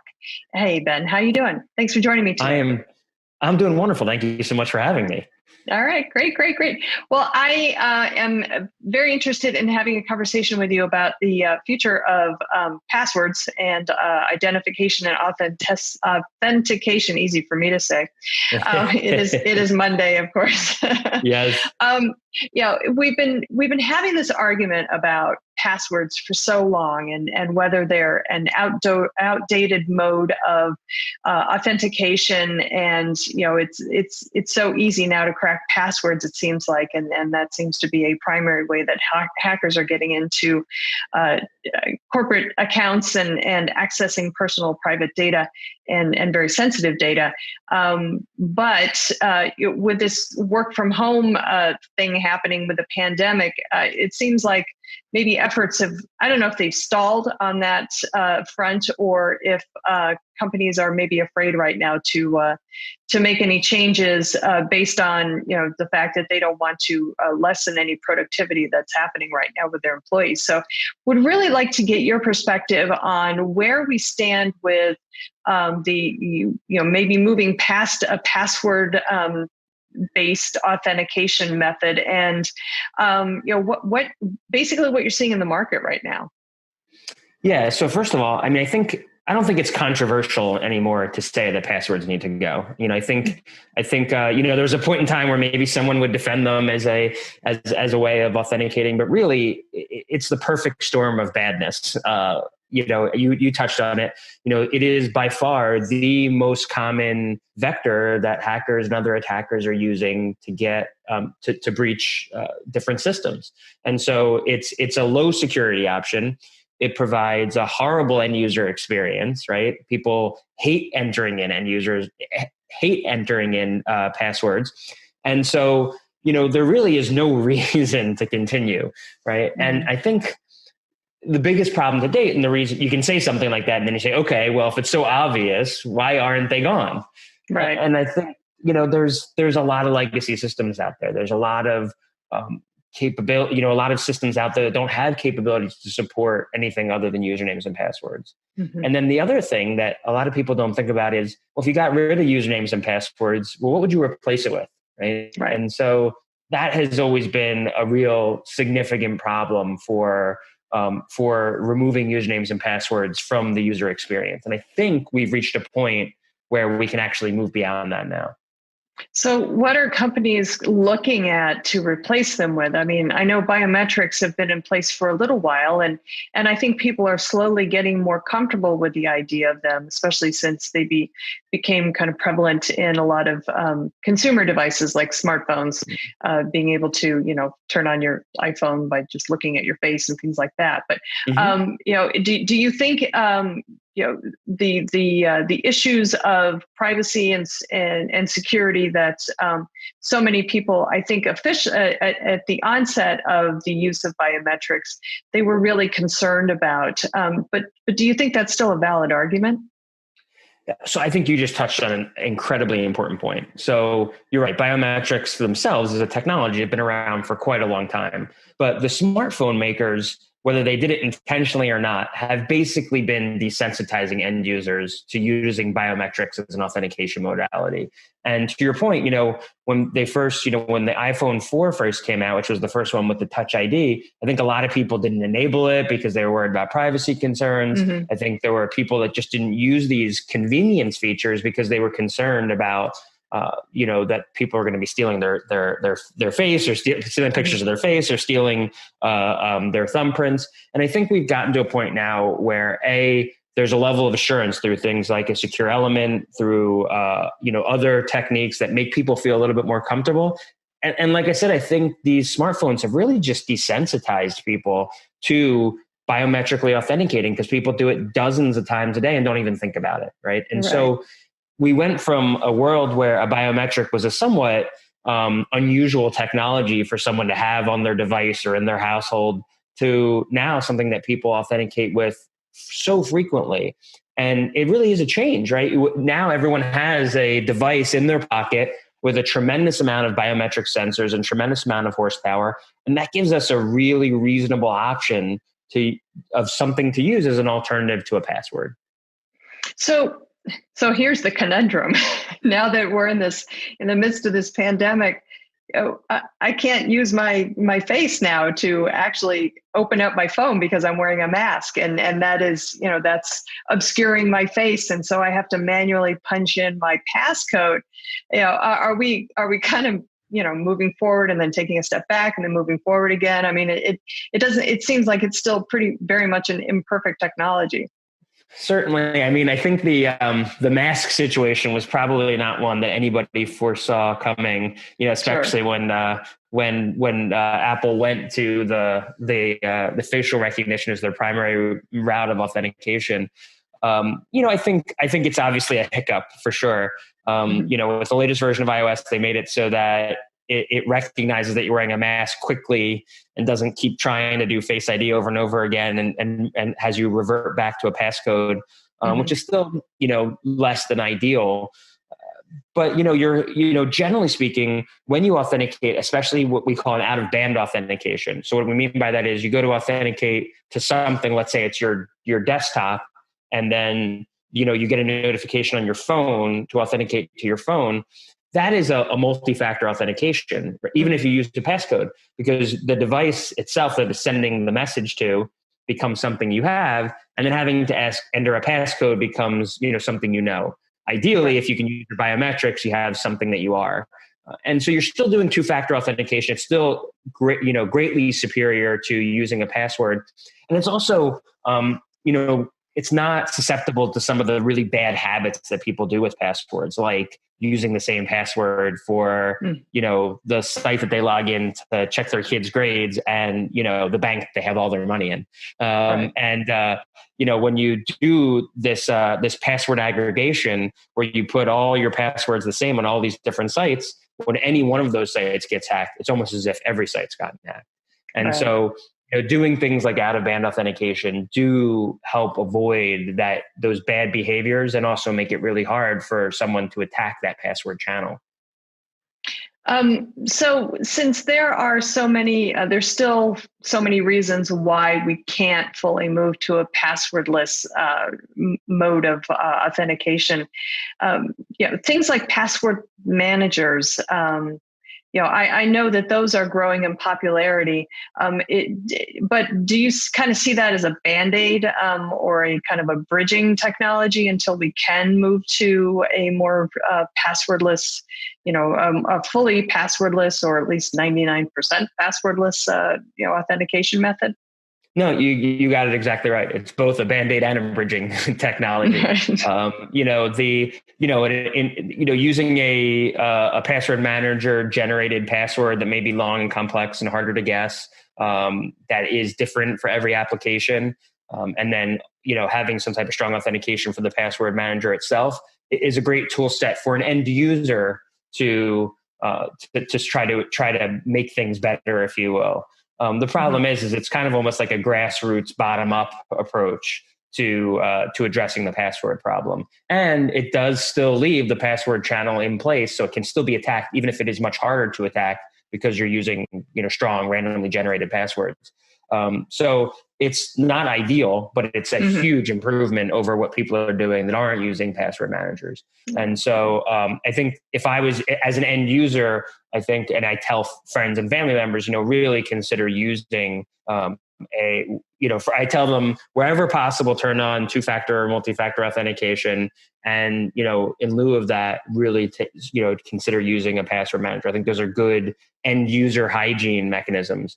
But for an enterprise, you really have to start looking at how can you remove passwords out of the end user experience, because you can't trust that the end users are going to use password managers. Right. So what can be done then? I mean, what advice are you giving enterprises and just companies in general, especially in light, again, of the fact that so many employees are working at home and enterprises perhaps don't have the level of visibility into what their employees are doing on a regular basis that they might have with them working in the office. So what are some of the best advice tips, if you will? What are you guys telling your clients and enterprises? Well, we're seeing a whole bunch of different of concepts kind of converge at once due to this kind of forced digitization that's occurring as people are forced to work from home. And so, we're seeing things like adoption of zero trust approaches. So kind of approaches where we really treat a perimeterless type security, where we don't assume any longer that a firewall is going to protect us, because now all my users are on the other side of the firewall. And so, looking at things like how can you put things like strong authentication, multi-factor authentication in front of individual applications and really do things like real-time authorization and continuous authorization. So you're really looking at what a user is doing as they're moving from system to system. Once again, this is an opportunity where we can increase security and improve user experience. And so users aren't having to run things like VPNs and aren't having to run, jump through hoops and use virtual desktops or terminal servers and things like that to get to the applications they need. If those applications are securely promoted on the internet as standard applications. And if I pair that with, some of the stuff we talked about, like strong authentication, multi-factor authentication, I can kind of have my cake and eat it too, right? I can really have a great user experience that is also highly secure. And so, that's the opportunity. Now, we talked earlier about the fact that there's a lot of legacy systems, and those legacy systems don't go away overnight, but there are plenty of modern identity systems that you can put in front of those legacy systems that will kind of intermediate them and allow you to bring modern authentication modalities to even the most legacy of systems. All right. Well, Ben, thank you so much. Always fascinating to talk about security in light of what's happening out there in the world and how corporations can help keep themselves and their employees safe. So the idea of going passwordless is certainly a good idea in my mind. Yes, I can't remember all of my passwords, so I hope that we are truly moving into that era of passwordless security. So thanks again for your time. I really do appreciate it. I'm sure we'll have another conversation in the future about this. Thank you so much. It was a real pleasure. All right, great. All right, everybody, please stick around. We've got lots more TechStrong TV coming up, so stay tuned.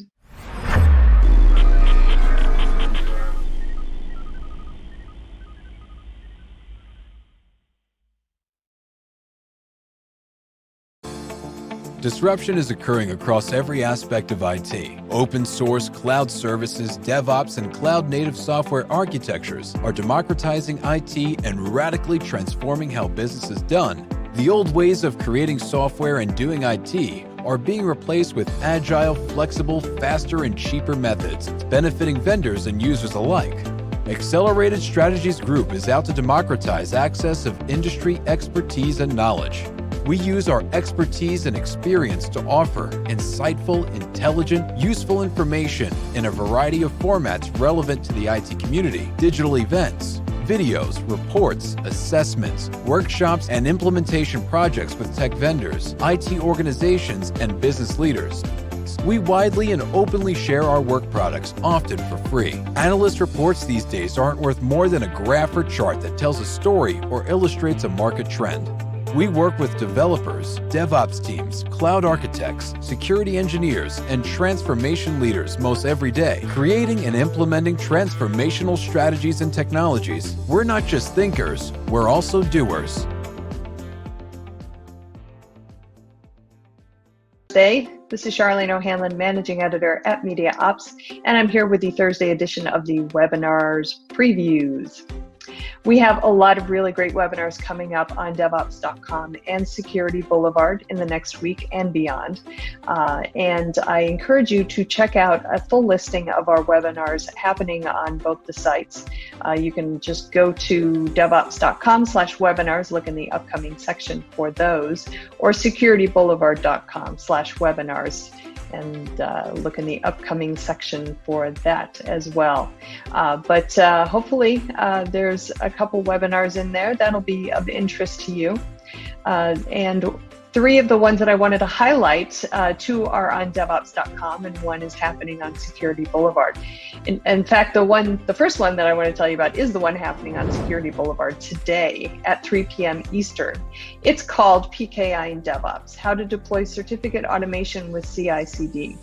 This one looks at how PKI and certificate management fits in the CI/CD pipeline to help authenticate and verify trust.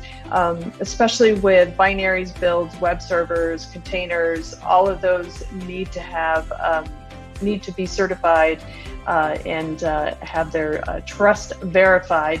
And integrating that in the CI/CD approach, with the CI/CD pipeline is just a much faster and more efficient way to go about doing that. So the folks at Keyfactor are going to be walking attendees through that and hopefully get any questions that you have regarding authentication and verification of trust in the CI/CD pipeline. Get those questions answered for you. Okay, the second webinar that I want to tell you about today is happening Monday, August 17th at 1 p.m. Eastern on DevOps.com. This one is called Connect Ops and Security with Flexible Web App and API Protection. This one is sponsored by Signal Sciences, and it's going to be focusing on how operations teams can integrate security into their workflows and ensure the new infrastructure and app code that's released to production is both effective and secure. Obviously, DevSecOps is a huge topic these days, and Signal Sciences is one of the leaders in the space. So I am positive that this webinar will have lots of really good information for you guys, especially if you are struggling with your DevSecOps workflows. So they're not only going to be doing that, but they're also going to be talking about how organizations can kind of integrate the security in their workflows to improve uptime and keep their environment secure. So definitely one worth checking out. This one, as I said before, is happening Monday, August 17th at 1 p.m. Eastern on DevOps.com.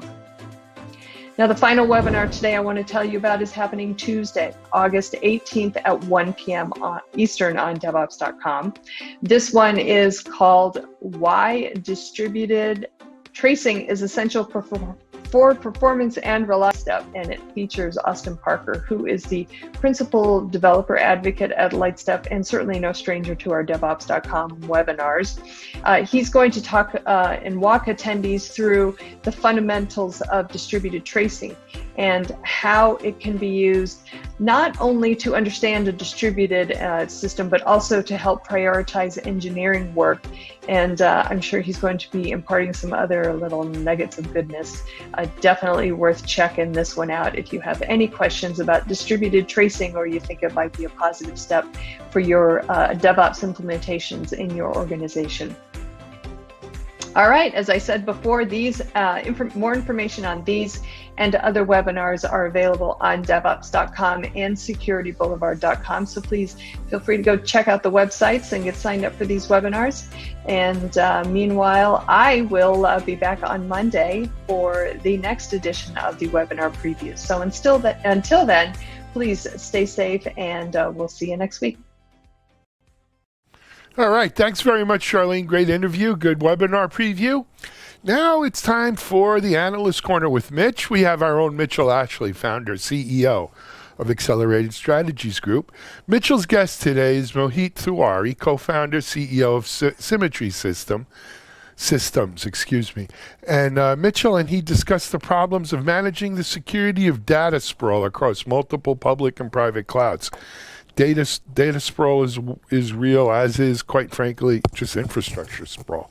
But Mitchell has a good conversation on this. Check it out. Over to you, Mitchell.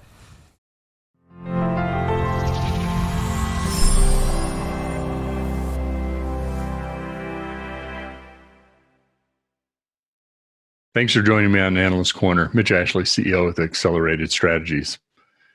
You know, the current pandemic and all the conditions that we're experiencing in personal life as well as work life, it really caused me to start to think about what are the digital experiences that we're creating, not only today, but in the future. Now, I should say up front, I'm one of the folks that believes that many of the things that we're experiencing now, it's not the economic downturn, but in terms of how businesses are being reshaped and interactions with customers are changing, are things that are going to be lasting. I'm not saying what we're doing today is exactly how it will be done in 6, 12, or 24, or months, or years beyond that, but certainly it's laying the foundation for the move towards those kinds of digital experiences. One of the easiest ways to kind of recognize how things are changing is just ordering food from restaurants, going to a store like a Target or a Best Buy or someone like that, and what those experiences are like today. And what occurred to me is that the window, the length of time, and also the frequency of person-to-person interaction as part of the customer service or customer engagement process becoming fewer and fewer and shorter. And here's what I mean by that. So these examples I would give are like the restaurants and the shopping examples. We order fairly frequently because we like takeout and we like the variety, but we also like supporting our local economy and hopefully restaurants that hope they'll be around for a long time. But we order takeout on a semi-regular basis.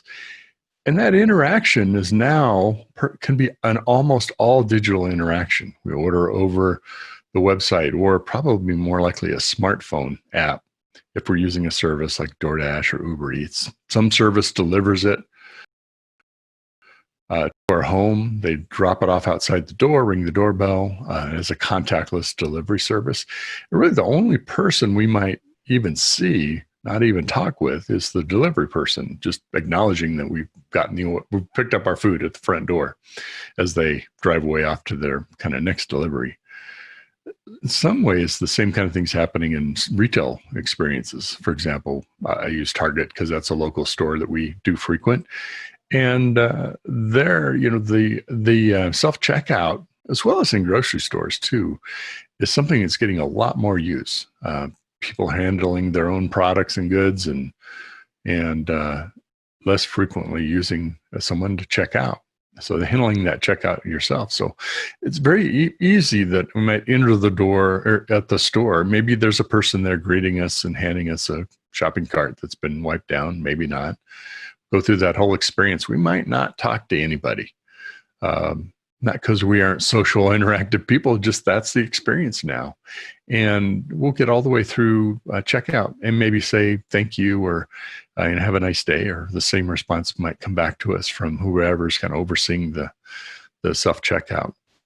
So that's my point, is that when you think about the human element in all that, it's significantly changing. I'm not saying every interaction is going to be just like that, but I think a lot more of them, many, many more of the experiences are going to be like that. So here's kind of point number 2. When there is more contact with person to person between, a service person and the customer, they're handling things like a special order or a special situation, individualized situation. Maybe they're handling a problem with like a food order, for example, something got missed and didn't get fulfilled correctly. There you're calling up a restaurant, you're talking to someone in customer service at the store or even online, but you're oftentimes talking with someone individually. And that might be the only contact that you have. And that one experience can determine your satisfaction with that company, that restaurant, whatever location it might be. So you could have a perfect digital experience of ordering, delivery, all that kind of stuff. But when you need to call, either to correct something or to handle something unique, if that person's having a bad day, or maybe customer service just isn't their cup of tea, maybe they're under some pressure, just even things in personal life that are going on. We're all dealing with a lot of stuff. That could completely turn off that interaction or that impression and ultimately the relationship with that business, or confirm that this is a really good company to work with. To use that restaurant example again, I've had situations, I'm sure we all have, one where I called up for some food that was ordered, and very pleasant. Oh, okay, no problem. We wrote down the wrong thing. I probably said the wrong thing, but we wrote down the wrong thing. We'll get that right out to you. Even the manager deliver it sometimes when that happens. And I've had other experiences where we kind of get the whole, there's been problems at DoorDash and their interface to our systems don't work properly, and you'll have to call them. And I'm not nagging on DoorDash in particular, but the restaurateur, who was the owner, at least the manager in that case, was really kind of dragging us through the details. And we ultimately just wanted to know, we're happy to pay for what we ordered, and could we get that? But that didn't create a great impression. And then repeat experiences like that, of course, would probably cause us to change who we go to for that particular service. So Maya Angelou, has a great quote I think we've all heard about, that people won't remember what you said, they won't remember what you did, but that you will remember how they made you feel. And I think that's true of our digital experiences, but not just the digital part. It's also part of the human element of when there is a human in the interaction. Now, there may be some that have all human interaction. They're not all going to be digital necessarily. But when it's there, especially in a digital one, and it may play a very short, small role in that, or an exception case role, that can set or make or break the whole experience. You're going to remember how you were treated or taken care of or not in that case. And so I was thinking about Maya's, quote. You kind of hear that fairly often in the media or in books or magazines. It's a pretty well frequented quote about how one of the lessons we may learn because of the acceleration of digital transformation that's underway, in part driven, of course, because of the consequences of COVID and how we have to change our behaviors as customers. That's a lesson that we can learn in the digital world as well as customer service, and maybe even put a greater emphasis on the human element, human portion of that. So I want to thank people that are in service jobs. This is a tough time, and it's hard to know what the right thing to do is. And I'm sure you're dealing with a lot of people that have different fears, different demands, different expectations, or no fears at all, whatever it may be. So it's got to be a real challenge to be in that role. But I'm sure a lot of folks are very happy to have those jobs as well. So just thank you for what you do. And hopefully you are part of helping shape that future too, of what the digital world looks like with people still in it. Have a good day. DevOps.com is the #1 online destination for DevOps education and community building. DevOps.com covers all aspects of DevOps, including DevOps best practices and tools, DevOps culture, DevSecOps, business impact, continuous testing, continuous delivery, and more. DevOps.com has the largest collection of original DevOps content, featuring breaking news, blog posts, podcasts, and more. Visit www.devops.com to learn more. DevOps.com, where the world meets DevOps.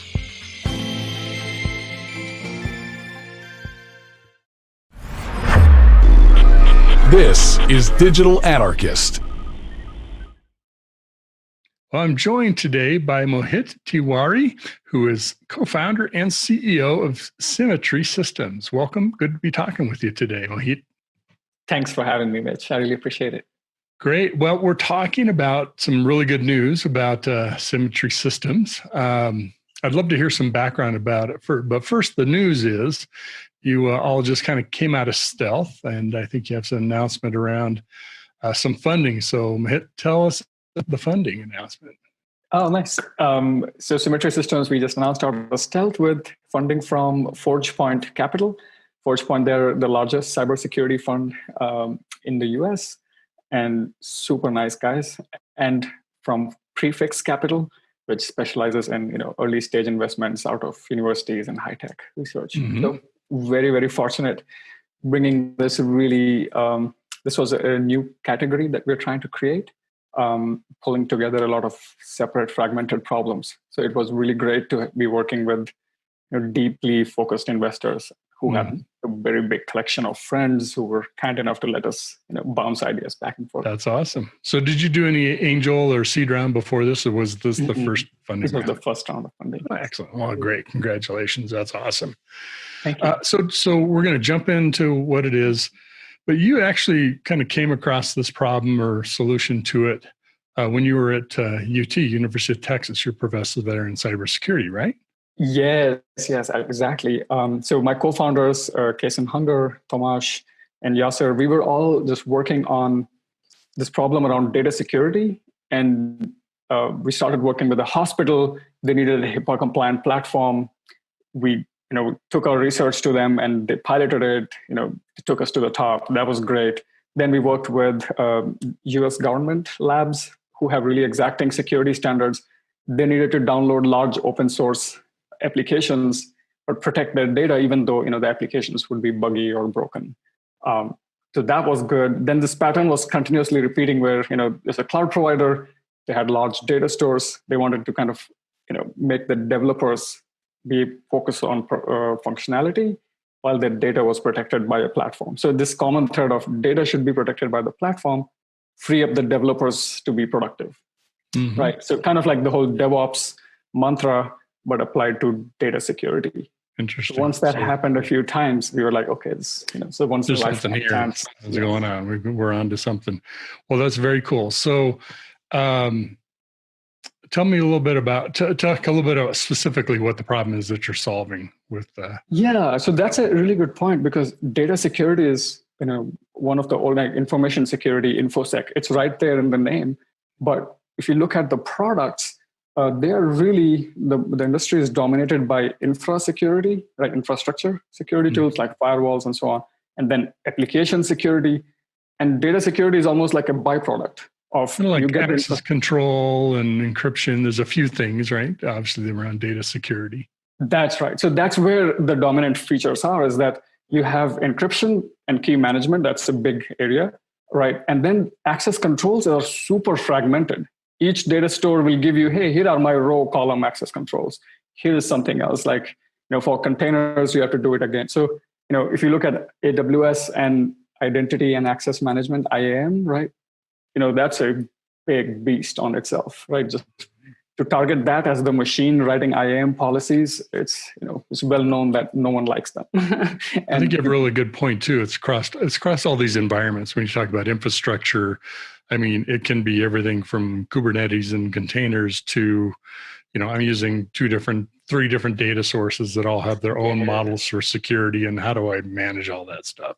Yes. So that's you hit it on the head. Is this kind of hybrid environment, like you have different data stores and now you go across different clouds and it moves so fast, right? So there are like threats coming from one side, which is like the external users breaking apps, going into your data stores, taking data out, or ransomwaring.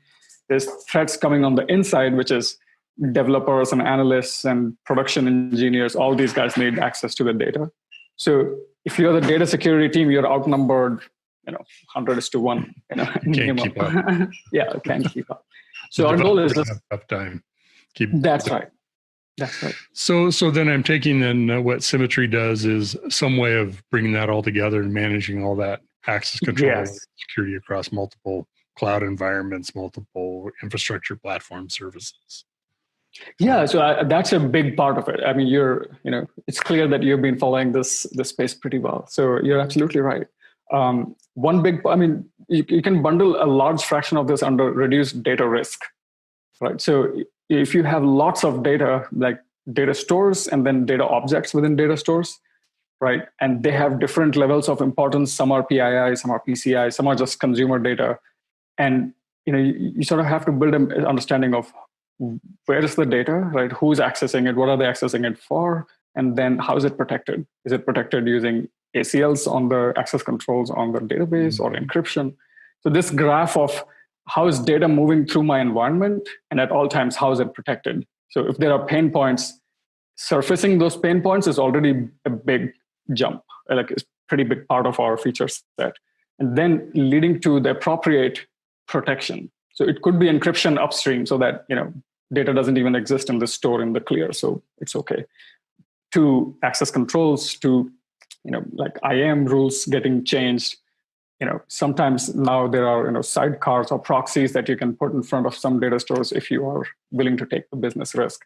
So there's like this whole range of protection measures you can take, but the step one is just surfacing the data risk, right? So that's excellent. Top level. And that's what you do, is that step one, surfacing what the data risk is.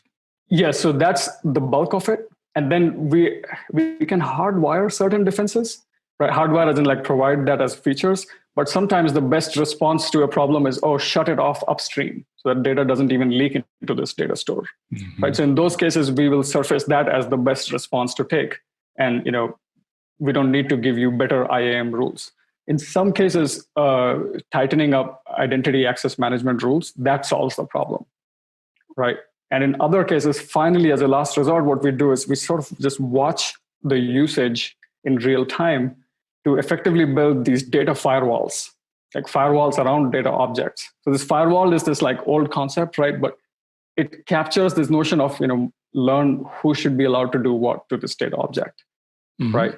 So we had network firewalls and app firewalls, but really what we now need is around data. So it's kind of start from data and then work your way out. Interesting. So that's the problem. I can definitely see it sounds like an interesting problem to solve, and everybody has it, which is always a good thing. Where are you in your product launch? Are you in market yet? Are you doing pilots? Are you in beta, alpha? Kind of where are you in your product life cycle? So over the last 6 months, we've been in closed beta with customers, refining the feature set based on feedback. And now we're at a stage where we're working with especially AWS focused based customers and just a few on-prem customers, just to make sure that the product works in a hybrid cloud setting. So yeah, if you have data stores like SQL, NoSQL, object stores, and you're deploying workloads, this is a great time to come into our slightly more open beta. Slightly more open beta. That's a good way to say it. Yeah. I mean, we're targeting GA by the end of the year. GA by the end of the year. Okay, excellent. Are there any industries that you're focusing on? You could see this might be a healthcare. You could see it could be a financial, manufacturing. I mean, everybody's rich with data, but you can totally see absolutely people would have this problem. Absolutely. Our vision is like, every data store should have a data guard. That's this product name, Symmetry Data Guard. But you're right. Certain verticals feel the pain more and are able to move faster. So a lot of our initial pilots are focused around financial, fintech-based companies, right? Or just technology companies that especially got a big uptick because they were collaboration software. So those were our two hotspots initially. But just this last quarter, we had given up on healthcare after our initial UT time experiences. But just recently, we have come across several healthcare companies that that are on AWS and onboarding lots of new engineers, so they have this problem. Mm-hmm. So very recently, I think our focus is a little bit more kind of cloud based, right? As opposed to vertical, but healthcare just got added to our list. Mm-hmm. Interesting. Oftentimes, healthcare is not a great one to go after first because the sales cycles are extremely long, lots of regulation. It is what it is. But also EMR, EHR interfaces suck. Like they're not built for. They were not built for to be very DevOps friendly. Oh yeah. Now sure. They are forced. Well, even just sharing data across applications, there's a whole data interchange products that, I don't want to get into the healthcare industry, but one thing I'm curious about, because I want to ask you about starting a company or launching a company during these times, right? COVID, economic downturn. I could see, especially with the pandemic, some things moving a lot faster in healthcare than they might normally be. Yeah. And people haven't solved problems that they need. Just take, I don't know if you're solving this, but tracing data or whatever, contact tracing, or accelerated time to market for drug trials and data capturing and sharing. Yeah, one interesting thing good opportunity to do healthcare. Yes, yeah. One interesting thing that happened just recently is a lot of companies trying to manage their employee data, or employees coming back and sequencing them through physical facilities. A lot of companies now have to work with PHI that were not working with PHI before. Mm-hmm. So that's been one of the drivers that with a small segment of our customers. So they're capturing like what their virus test results were, and now that suddenly they've got medical information, personal health information. Yes. Like that going into their employee management software. Now it means that they have essentially PHI. So. Mm-hmm. Interesting. How about just more in general, talk about how you're feeling about starting a company? I mean, people that aren't entrepreneurs might not understand why that could be a good thing or an okay thing to do. Oh, to start, that's once I start a few more, then I could probably have a more balanced answer, right? This one, it's just, this is the problem that we were working on for over a decade, and to see the opportunity of DevOps making certain things easy and making this, like data sort of at the heart of it, and it's being used all over the place. I think it's very rare that what you love to do and what is needed right now coincide in a way that pays. So for us, it was a no-brainer to start the company. Just meeting the investors that we had and just going through the process of meeting their friends and picking the some of them as our advisors, it just sort of snowballed way faster than we expected. So I don't think I have a good perspective. Well, it's something that, just a good sign, right there is that investor would invest during a time like this. Just so I can share with you one of my own experiences. Actually did a turnaround of a startup company right after 9/11. So 2001, 2002, 2000. That time frame, and we weren't really sure that was a good idea to do. Turned out it was, don't want that kind of thing to happen, and the economy to be down. But turned out it was a really great thing because people had time to spend with you and help us understand what the problems were. This is a security product that we're doing. Ended up being 3 different ones, but you're focused a lot on spending time with customers because your amount of sales are going to be maybe less than a normal time, but you can still make sales in this. So it's actually can be a super good because you get really close to your customers. So hang in. That's interesting. That's really interesting. That's really interesting. I would say along that theme, one thing that we have observed is it's been a good focusing function. Right, a lot of stuff that was in the innovation labs and so on that may or may not, all that drops. So like now, if they agree to take a meeting and look at a demo and set the, this is serious. Exactly. If they're going to spend time with you now, they're just not playing around, checking whatever out, taking whatever meeting. This sounds like it might be something we could use, right? We're interested in. And a Zoom meeting bar is way higher than a coffee. No kidding. Yeah, we're all becoming experts at Zoom meetings. That's for sure.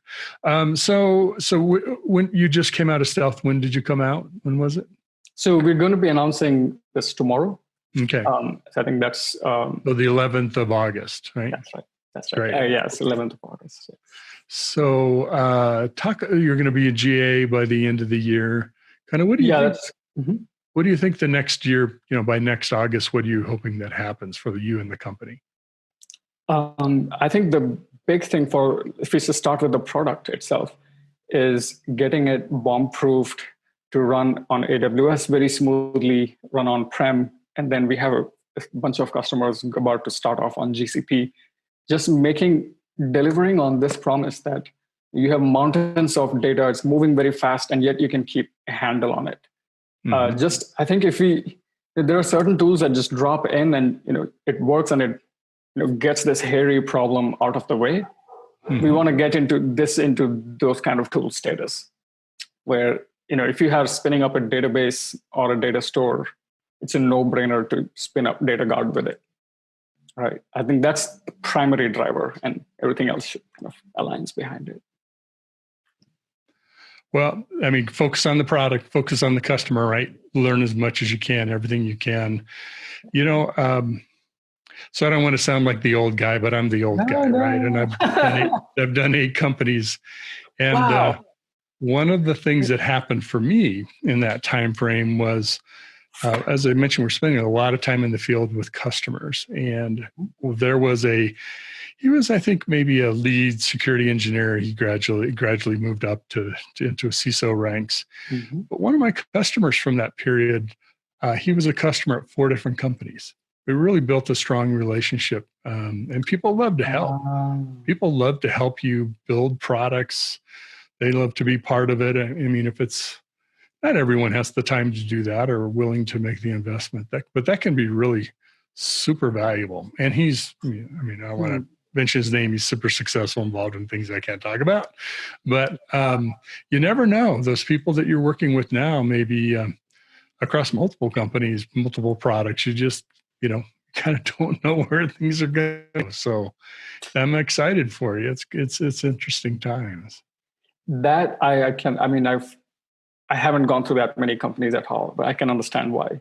Because just now talking to the folks who are in the trenches deploying stuff, they have so many constraints, right? They have to enable business, but also manage risk, and there are n number of risks. How do you prioritize them?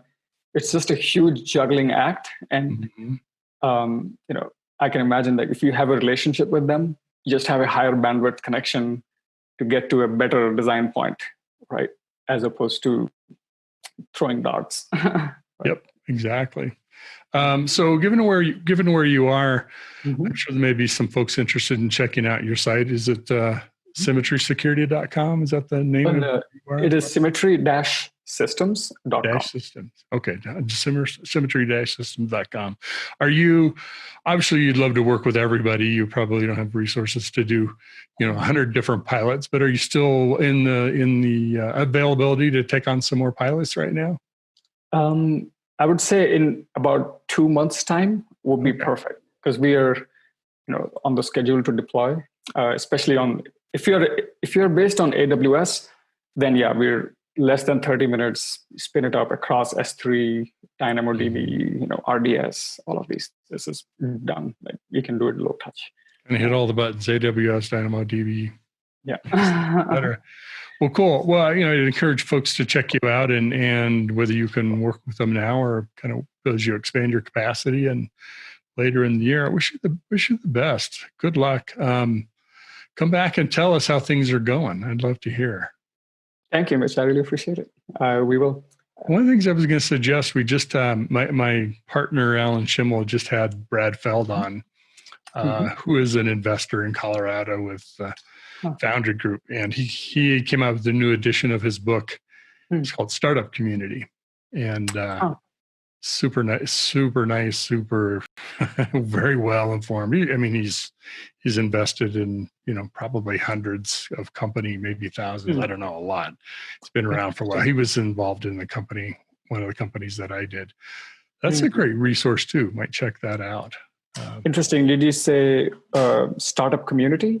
Yeah, startup community. I'll send you a link. I'll post a link on the with the video for other folks who want to check it out. So a lot of wisdom in some of those books, and I know some other startup veterans that have been doing some writing, and I'll share some of those with you too. So let us know if anybody here in the audience or what I can do to help you. Okay. Wonderful. Thank you so much, Mitch. All right. Well, it's been a pleasure talking to you, Mohit. This has been Mohit Tiwari, who is co-founder and CEO with Symmetry Systems. And keep in touch. Take care, man. Thanks, man. Appreciate it. Thanks, Mitch. Bye.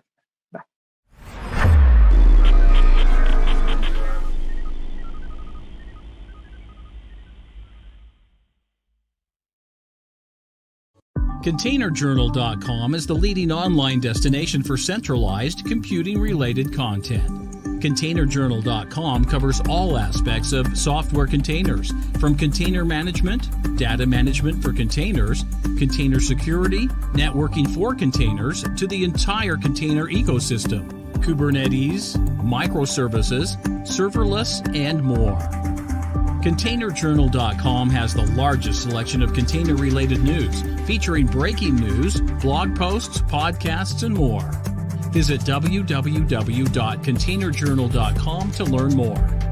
ContainerJournal.com is operated by MediaOps Inc., the team behind DevOps.com, Digital Anarchist, SecurityBoulevard.com, DevOps Connect, and DevOpsDozen.com.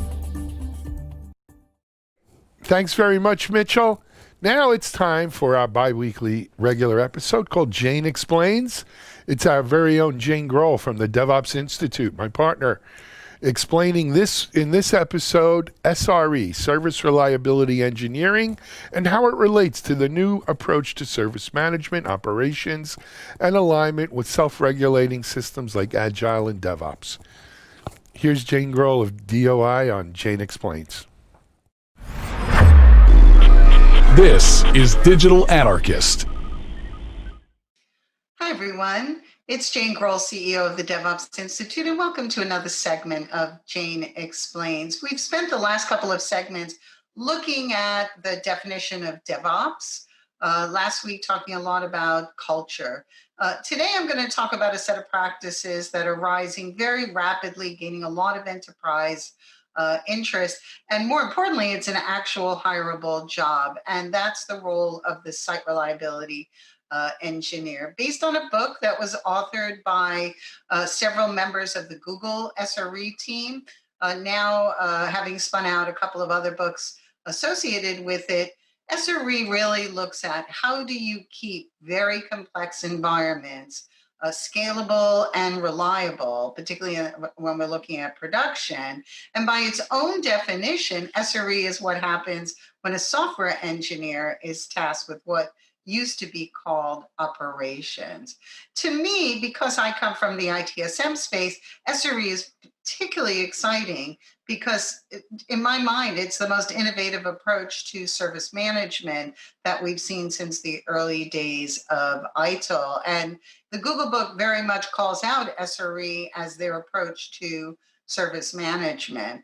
Many of the practices in SRE are very closely aligned with Agile software development, with DevOps, with continuous delivery. I like to think of SRE almost as continuous operations, but there are twists in the production level SRE practices that I think you might find particularly interesting, particularly if you're a software engineer, if you're an infrastructure engineer, if you're a level 2 or level 3 production support person, maybe you're a systems administrator. This set of practices is phenomenal. It's really exciting to see operations, particularly in a cloud environment, in a hybrid environment, in an on-prem environment, taking on an engineering mindset. So a couple of things about SRE. First of all, as a service management practice, SRE does address many of the traditional service management practice areas like incident management, capacity management, monitoring, service level management, change management, of course, with a little bit of a different spin on it. So key practices that, if you have any experience with ITIL, are very much addressed in site reliability engineering, but with a different mentality. First of all, there's an engineering mentality, and we'll talk about that in a second. Second of all, it's a self-regulating system. So starting with Agile software development, where the teams were given a backlog that they were required to finish, to complete, by definition and done within a certain sprint period, moving on to DevOps and continuous delivery, also as self-regulating systems where teams are optimizing automation, where they're given oversight, but they're also allowed to regulate their own work. And for DevOps, it felt like it stopped at deployment, right? So everything, continuous delivery, continuous testing, continuous deployment, go back to the beginning. And people like me kind of went, but what about operations? And so here comes SRE as the third piece of that Agile DevOps operational puzzle. SRE is the self-regulating system. In fact, one of the key principles behind site reliability engineering is that SREs are required to make tomorrow better than today. In fact, they're tasked with spending half of their time proactively looking at ways to remove or to eliminate or to reduce what's known as toil or manual work. And again, if you come from a background like mine, just the possibility of removing or reducing manual work is so attractive. So SREs, first of all, are required to spend half of their time looking at ways to make things better. And there's the engineering piece of it. They're also managing against SLOs, service level objectives. And that is really the heartbeat of SRE. Everything revolves around maintaining those agreed service level objectives. And there are consequences if there are breaches, and there's work that either is stopped or revisited if the service level objective is not attained. But that service level objective really drives a lot of other behaviors in SRE, as opposed to maybe you're familiar with service level management and SLAs, where the signature on the agreement almost became the most important part of the service level management process. Right, we wanted the customer to agree that these were the service levels that they would fund, that they would commit to, and in many cases, a service level agreement in traditional definitions didn't necessarily mean availability or capacity. It meant what we're going to do, how we're going to respond when there's an outage. So there's a really big difference here. The other thing about SLOs that I find particularly interesting is that change management is affected by service level objectives. So in traditional service management, there may be a requirement to submit a request for change period of time before. There may be a change advisory board that meets to review every change, and then there are several approvals along the way until that product or feature or code goes into production. And again, it might vary depending on the risk associated with that code. In SRE, the teams are given an error budget. I love this. I think this is so fantastic. So they're given an error budget, the difference between 100% reliability and what's been agreed to as part of the service level objective. And as long as the error budget is maintained, and it's meant to be spent, right? Like you have a budget, you're intending to spend it. As long as the budget is maintained, then the team can release at will.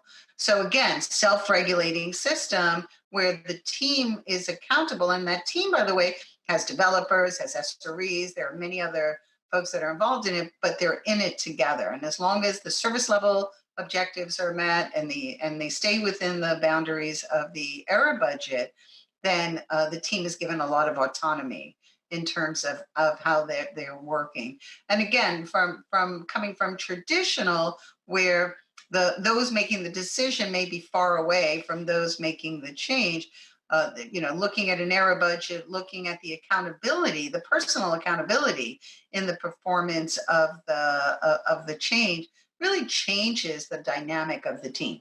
All right, the team is accountable for the performance of their work. And because many on the team may be software engineers, that changes things as well. So the guiding principles around SRE do include service level objectives, do include making tomorrow better than today, having the team with the ability to regulate their own workload, and taking that engineering mentality into the environment so that they're always looking at ways to engineer the opportunity to reduce toil.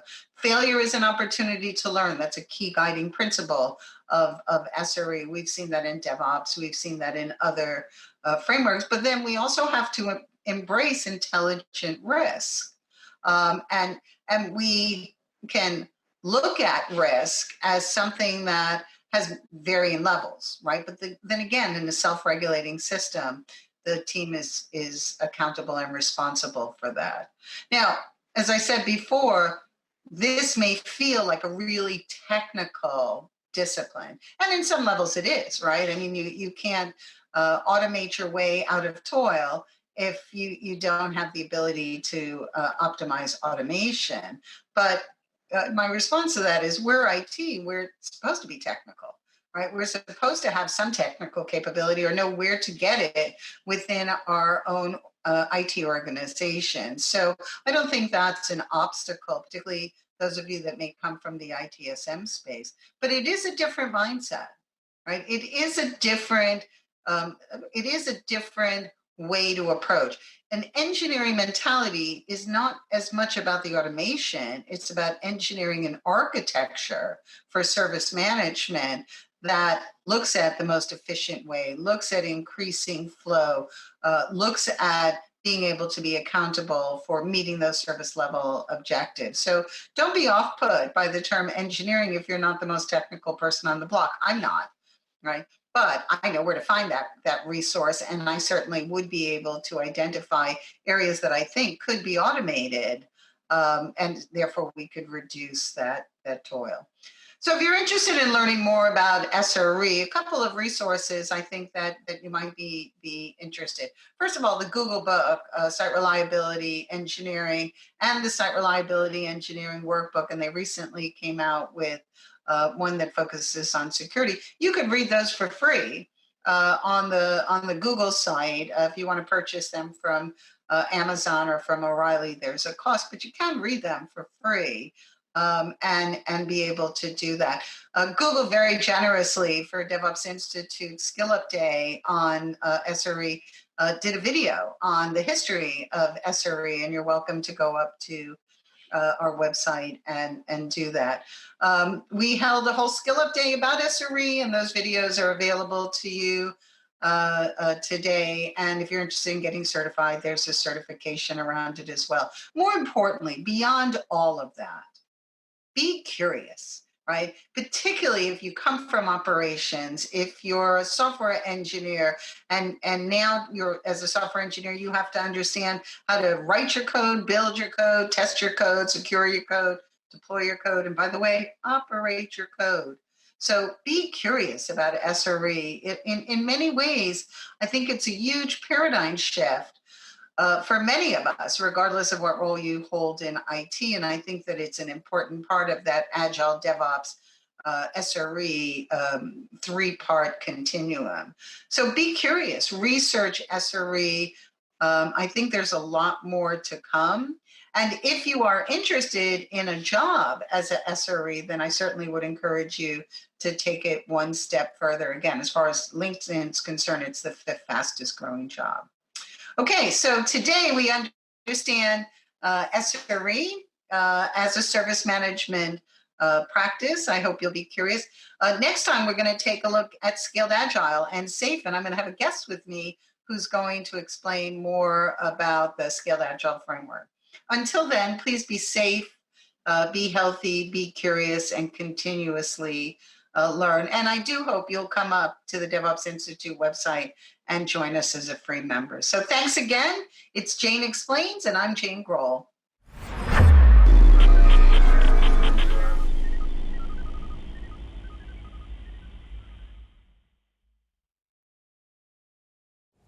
Okay. Thanks very much, Jane, as usual. A great session on Jane Explains.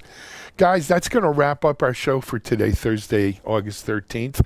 As usual, tomorrow, Friday, we'll be replaying a previous episode of TechStrong TV, but we will be back Monday with all new, fresh content, great information, good interviews. We hope to see you then. Until then, this is Alan Schimmel for TechStrong TV. Be safe, be well, be strong, TechStrong.